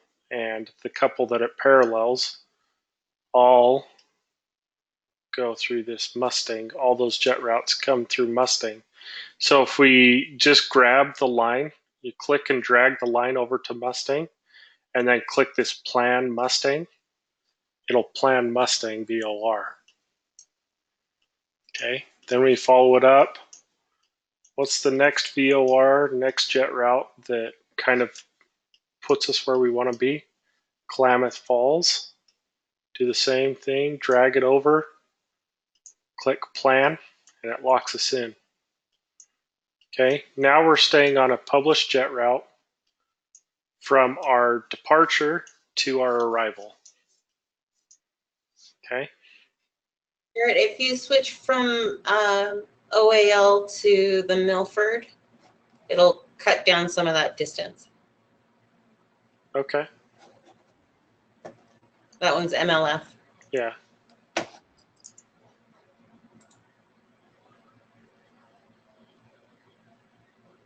Well, not the way you did it. So it's easy to fix here. So, well, that took us all the way south. Weird. Yeah, I don't. That one.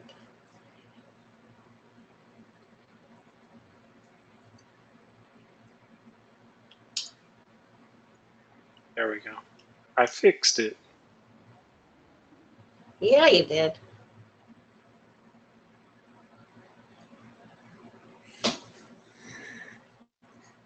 So you moved it over to the where?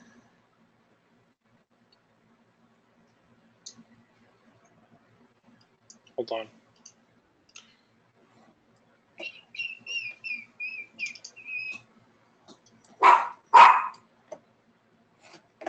Let's look at the Fairfield 9 departure.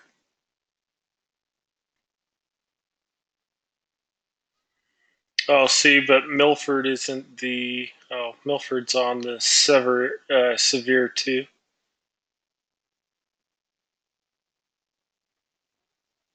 Departure, if that's what you want to use. If you're using the Fairfield 8 or Fairfield 9 departure, Milford isn't the transition point for the Fairfield 9 departure. Oh, it was the severe. That's what I was looking at. Okay, so severe to MLF.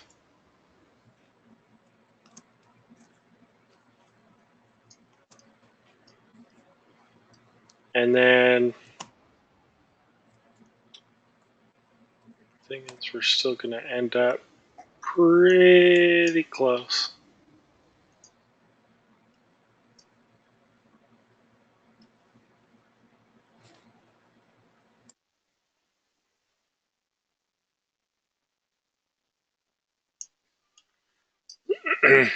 So if we do that route, and here's the thing, there's more than one way to skin a cat. Oops. Unplanned. When it comes to flight planning, there's more than one way to get there, right? So what in the Sam hell is going on? Mina. Oh, Mina VOR. There we go. Okay. See, if I do this one, I've got to go to the next VOR, which actually puts me down south here to Lynn. That was really weird.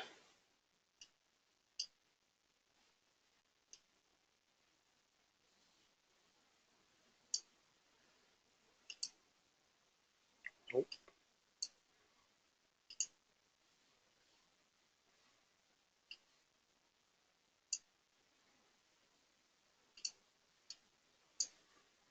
Why does it keep putting that kink in it?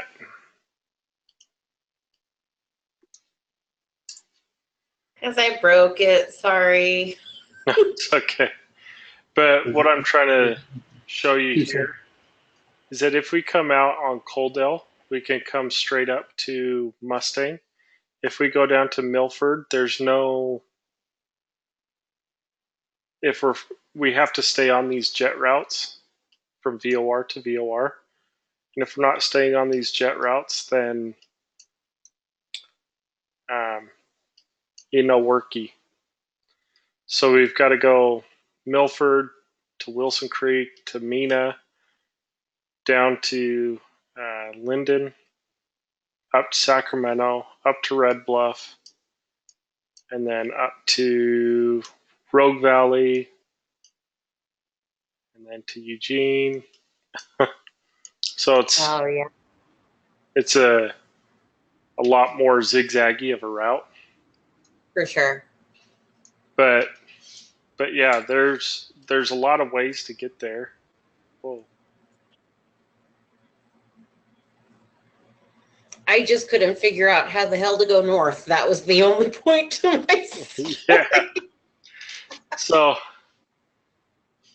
Salt Lake,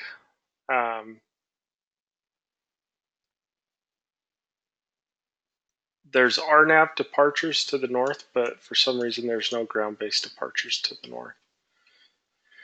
So we got to roll down to, got to use the Fairfield 9 to OAL to FMG to KLM, I want to say it was, to BTG to the OLM2. Let's see if it worked. Nope, KLM isn't right.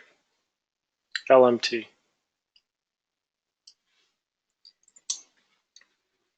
There we go. And that, even though it takes us down to the south and brings us back up, that's the route we need to plan. Yeah, definitely a much more direct route. Yeah, for some reason that one that spit us out on Milford, even though it puts us like closer up here. Where is it? Where's Milford? For some reason, the jet routes all take you to the south here and then up. So we're each going to have like a little different flight plan route, just as long as you're using a SID in a star and you're staying on jet routes or Victor routes. That's what matters in our flight planning. One may be longer, one may be shorter. That's okay. Just as long as you're getting the correct fuel burn for that route as well. That's the other thing that counts. So, anyways.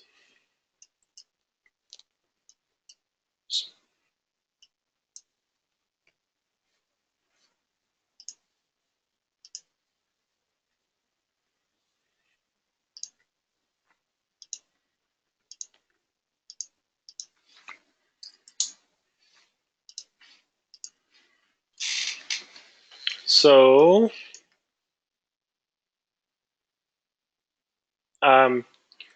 let's say you make a mess out of everything like I did there. If you click this little blank piece of paper, it clears it. Okay. But Rex, you want to name a city pair and we'll plan that city pair out? West Coast cities, preferably. West Coast cities, SAM to Portland. Okay. So San Diego to Portland. Is that what you said? Yes. Okay.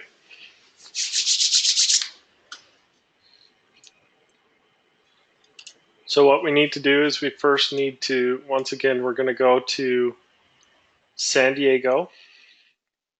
and we're going to look at their SIDs, the standard instrument departures. So if we go into our charts here,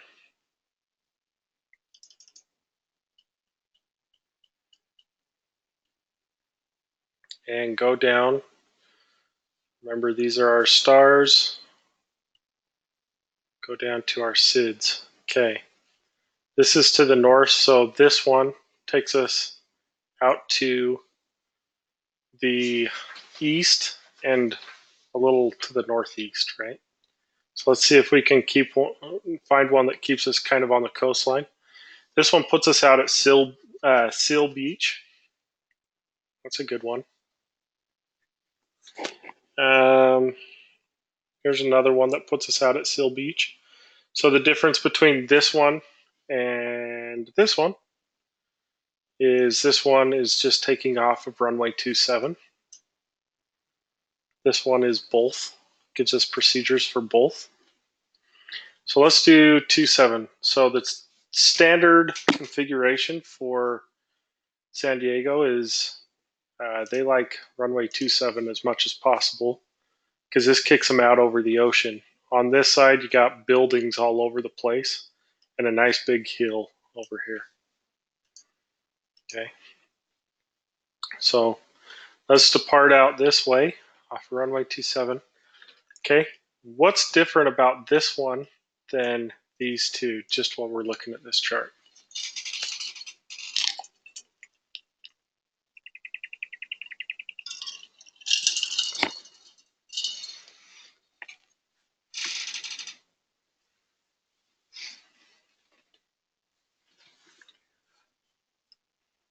So everybody can see these, right? What are they pointing to? You're flying off of radials now, basically. Kind of. Checkpoints or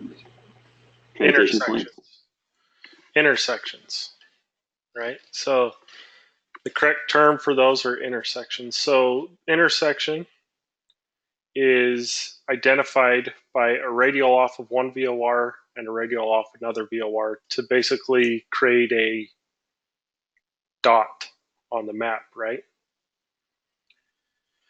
So off the 222 radial and off the 293 radial, so off the 293 of Mission Bay, 222 radial of Oceanside, that's where we find intersection Meldy. Okay.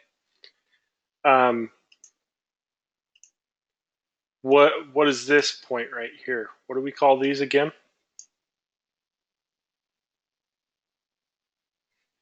You just went over these.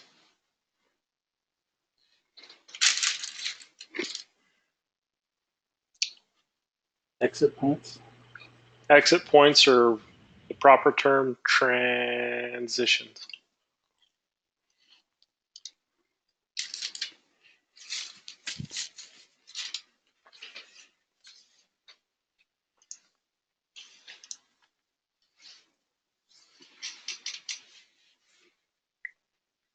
So, what's different about the line here versus this line here? Can we use this as a transition?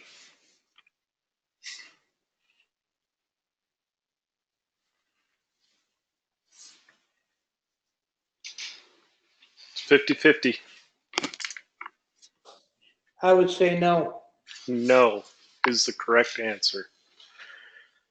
Okay, remember, and I want you guys to go back and watch the video when we went over Jeppesen charts and went over SIDs and stars. Because we went over all this pretty thoroughly, but it sounds like we need a little bit of a refresher. But this VOR here is only on this chart to identify these intersections. This is what we call a reference VOR, okay? It is just referencing these intersections. This is not a transition point. Okay. No. This and this are your transition point. And the way we identify that is by this dotted line, this bold dotted line that takes us to the transition point. Okay.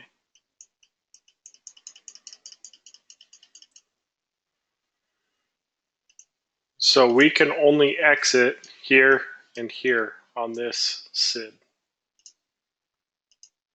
So let's look at Seal Beach and let's look at Santa Catalina.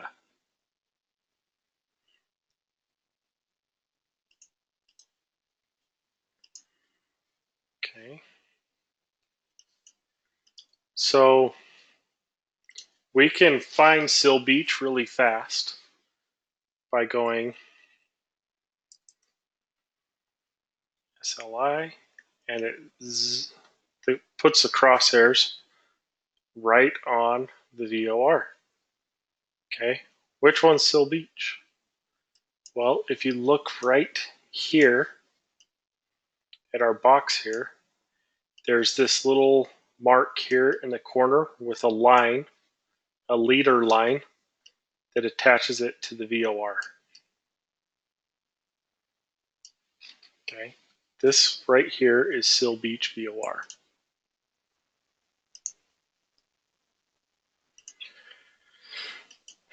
So now that we know where Seal Beach is, we can also look to see where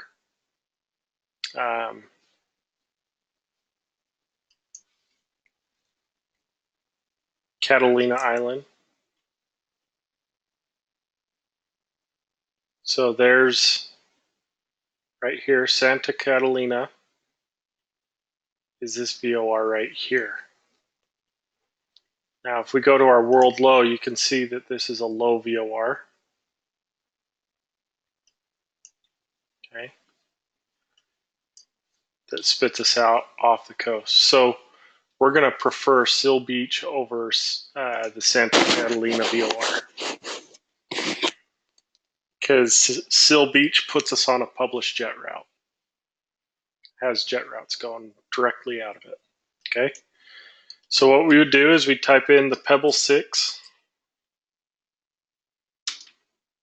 to the Seal Beach VOR. Okay, because when we look at our Jeppesen chart, remember this right here is what we're going to put in. Okay, and this is our transition point that we're using. Okay, you always identify first the SID or first the SID, second the transition point. Okay, on arrival it's reverse of that. First the transition point, then the star. Okay, so when we're departing an airport, first we list the SID, second the transition point we're going to use, and on a star we're going to list the transition point, then we're going to list the star.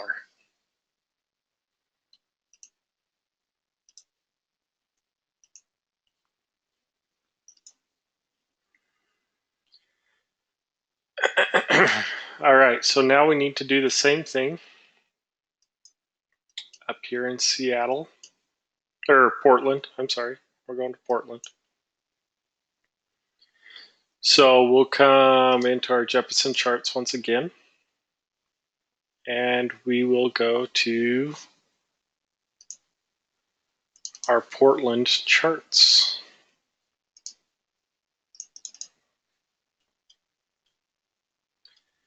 And this time we're looking at stars.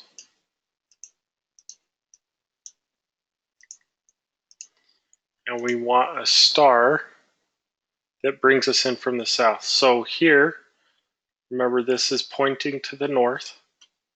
Here's our airport. This brings you in from Seattle. Okay, this brings you in from the north. So we don't want that one. This one, the Moxie 6 arrival, brings us in from the south, it looks like.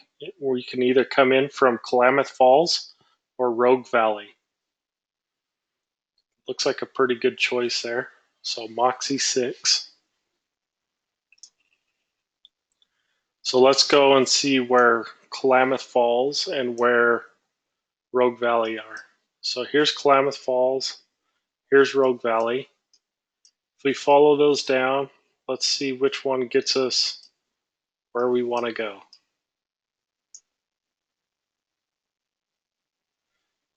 Okay, so here's Sill Beach. If we follow this one up, the coastline, it takes us right into Klamath Falls.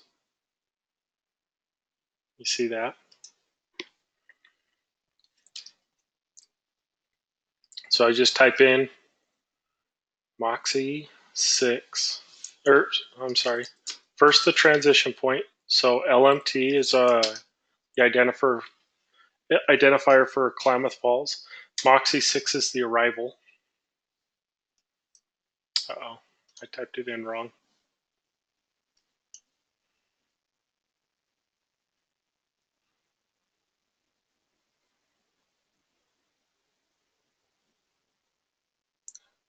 Do they even have that anymore?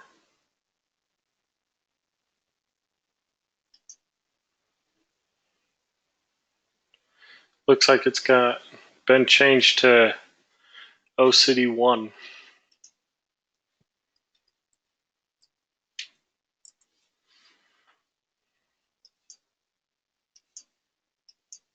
Okay. Then okay, so everybody track it up to this point. So now we have our arrival coming into Portland, our departure coming out of San Diego, but you can see that it's just a direct line between the two. So we need to get that line and put it onto an actual jet route. So all we have to do is just grab it and drag it to the nearest. Why does it do that? That makes me so angry. Crap.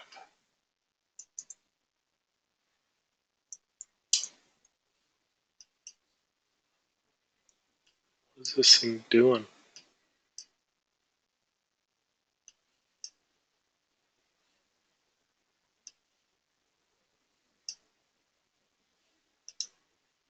You know what? I'm just going to go completely manual here.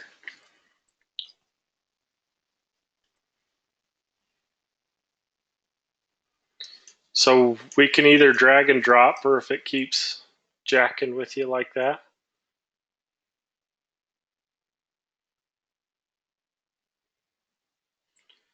you can type it in. So we fly from Sill Beach. We're going to fly over here to the Los Angeles VOR. So we're going to fly jet route 78. So J78 to the LAX VOR. And then we're going to go J1 up to Fillmore, which is FIM.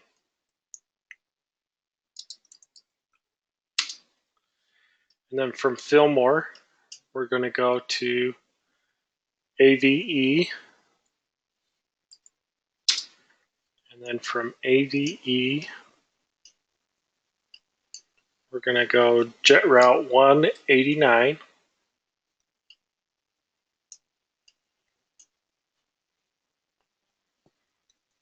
to Linden.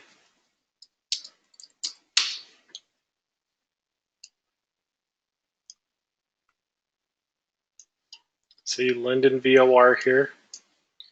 And then from Linden, we'll go J189 still. I think that puts us all the way into Klamath Falls. And then hit enter, and it'll snap to where we want it to.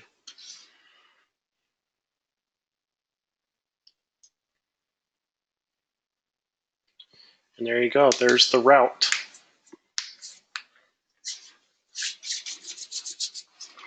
Are you able to follow along there?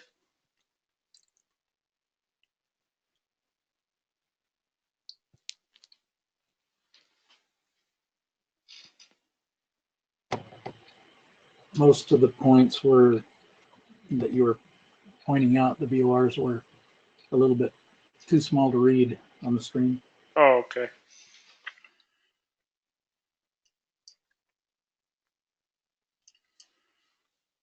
So you can see this arrow points to this black line here that connects us to Los Angeles. And the jet route that leaves Los Angeles VOR to Fillmore here is J1.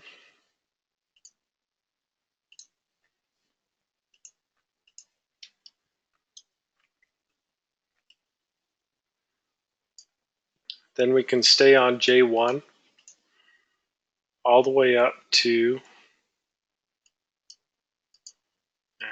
this VOR. Looks like Avenal.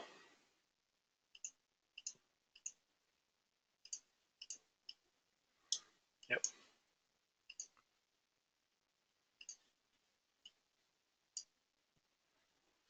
Okay.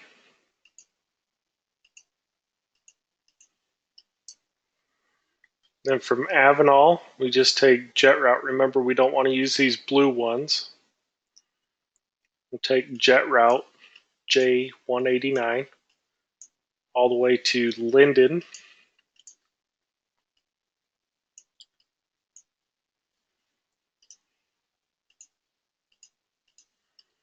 And then from Linden, staying on jet route 189. That takes us directly into Klamath Falls, which is the transition point to O-City 1 arrival.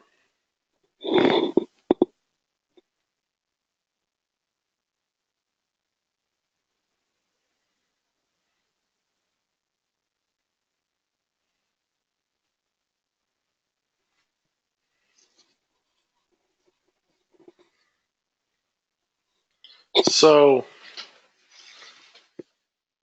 did that make sense, or?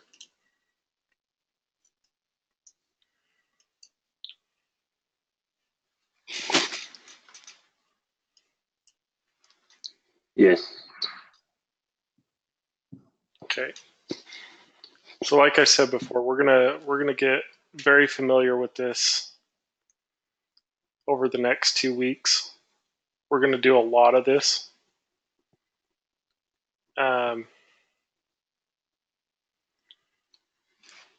We can even play a couple games of who can build the fastest route, the most direct route, so on and so forth. We'll probably do a couple of those. In class on Monday, just to help you guys get used to it before we start getting too crazy with the flight planning stuff.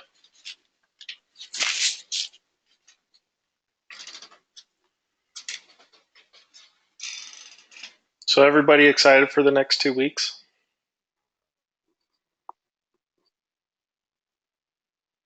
I'm really excited. This is the fun part of the class. This is my favorite. Me too.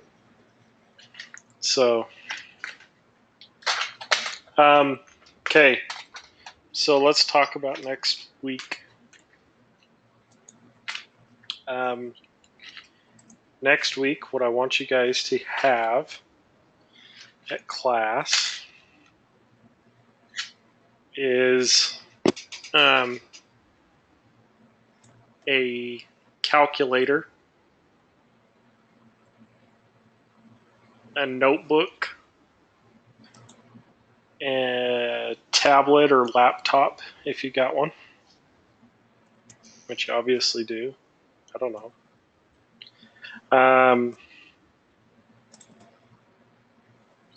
And let's see, what else do you guys need?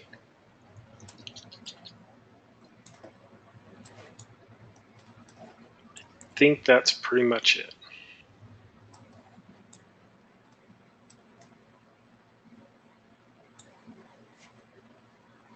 As far as dinners go there, I really prefer, because of the location of the school, I really prefer that we don't go out for dinner so much. Because it's only a 4-hour class, that time goes extremely fast when we're flight planning. The dinner breaks, we're just gonna like eat while we're doing this. So on Monday, I will provide the dinner. I'll buy dinner for everybody, but we'll talk about like maybe we can do like potlucks, or I don't know what you guys want to do. Bring your own dinners. We'll figure it out on Monday, but Monday I will provide dinner for you guys, and then we will go from there. As far as meal planning, like I said, I just don't. Last class, it got a little out of control. We had 1 or 2 nights where it took people like an hour to go to dinner, which took away from 4 hours of the 4 hours of flight planning that we need. And you know, that's not good. So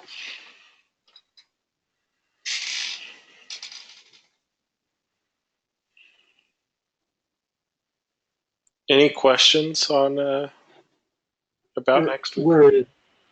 Where is the school? So Which school is it? It's the St. George Academy, right, Ash? Yep, St. George Academy. It's an actual thing.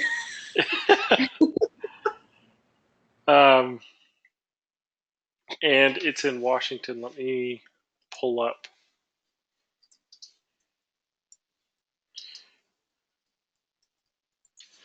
So don't go to the George Washington Academy. Had some students do that last year. And That's what I was going to do. so it's actually, if you guys know where,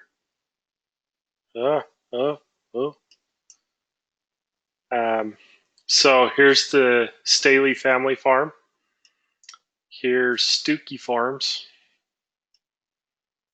down here.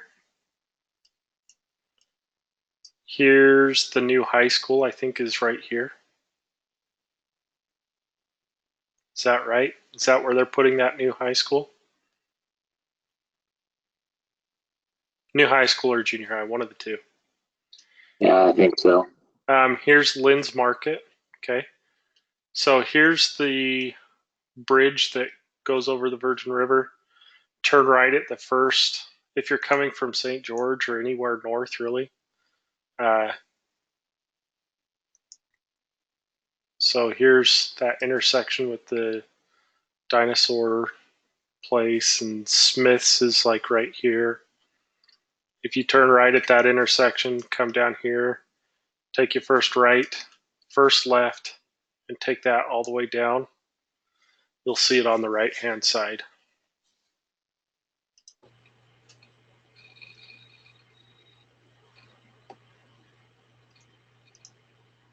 Did that make any sense? There's a little wider angle view. So everybody point to where you come from. Here's me. Is that 3060 South? 3090 south. 3090? Yep. Yeah, it's off of 3060 south. Okay. That's the road that basically comes in from the east to the west. It butts into the hillside where we're Yeah, going- I wouldn't go that way either. Sorry, Garrett. Oh, I are would you, take the road. you guys coming from up here? Yeah.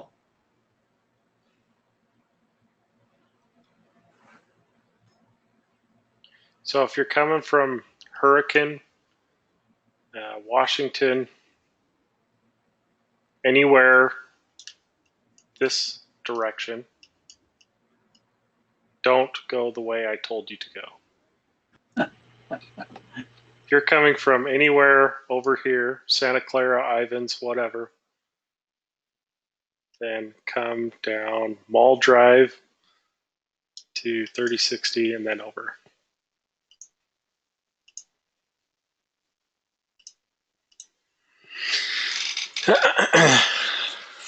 This is where I'm hoping to either build or buy my house, right there. That's where my girl does my hair. She's got a house out there. I love that area. It's beautiful. Yeah, it's like dream location for me. But anyways, yeah, here's George Washington Academy. Don't go there. Okay.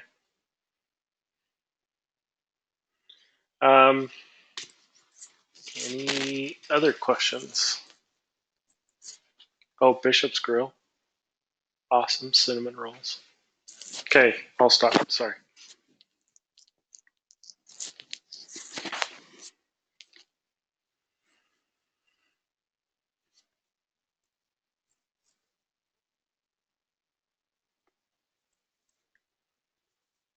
Everybody pumped?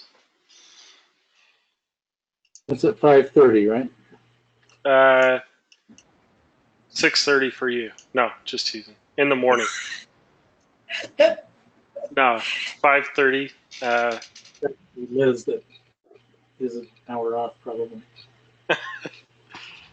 Um, And Clara, we are decades off.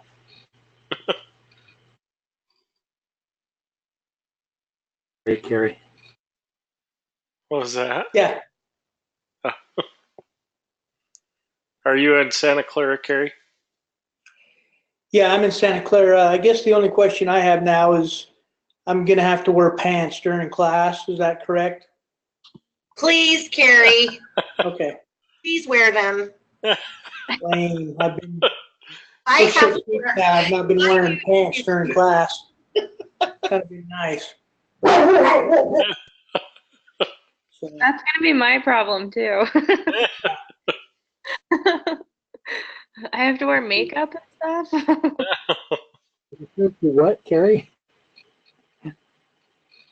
He has to wear pants to class.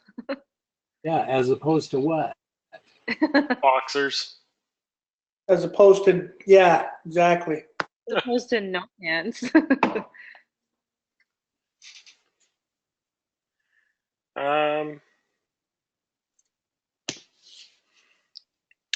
So, Michelle, Yeah, you work out at the airport, right? I do. Has Adam asked you about doing a tour out there during the next 2 weeks? He mentioned it when we first started class, but he hasn't asked me since. Okay. Do you know who we could talk to get that set up?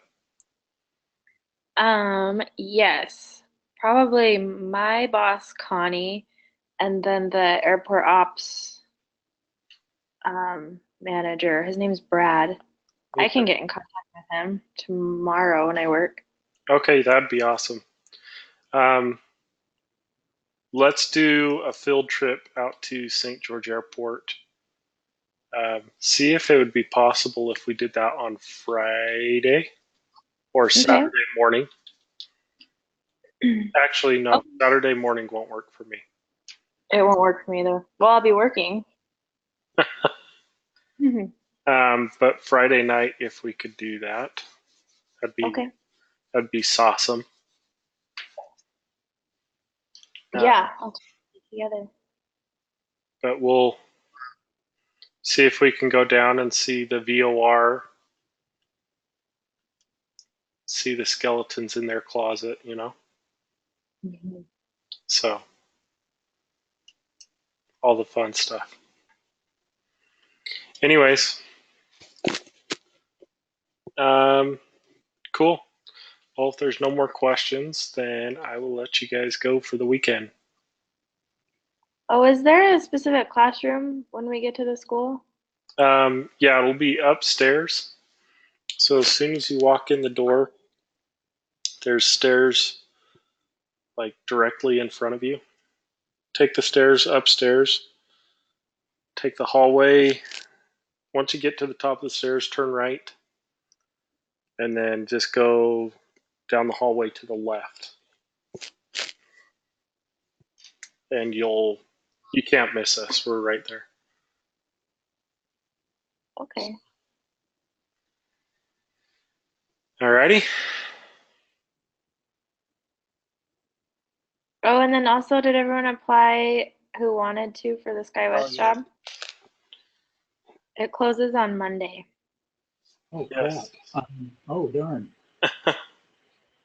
Yes, please get your applications in if you are planning on being completely done with this course, which all of you should. Thanks for that reminder, Michelle. Yeah. For some reason, I had it in my mind that it was the 14th. Yeah, I think, what is it, the 6th? Or I can't remember. Is that your hairstylist, KT Nails?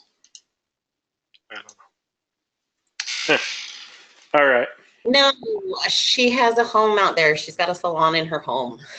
Oh, I think that's what that KT Nails is, but No, she just does hair. She doesn't do nails. cool. Anyways, all right, guys. Have an awesome weekend. Thanks, Garrett. Yep. Have a great weekend. Thanks, Garrett. Everybody have a great weekend.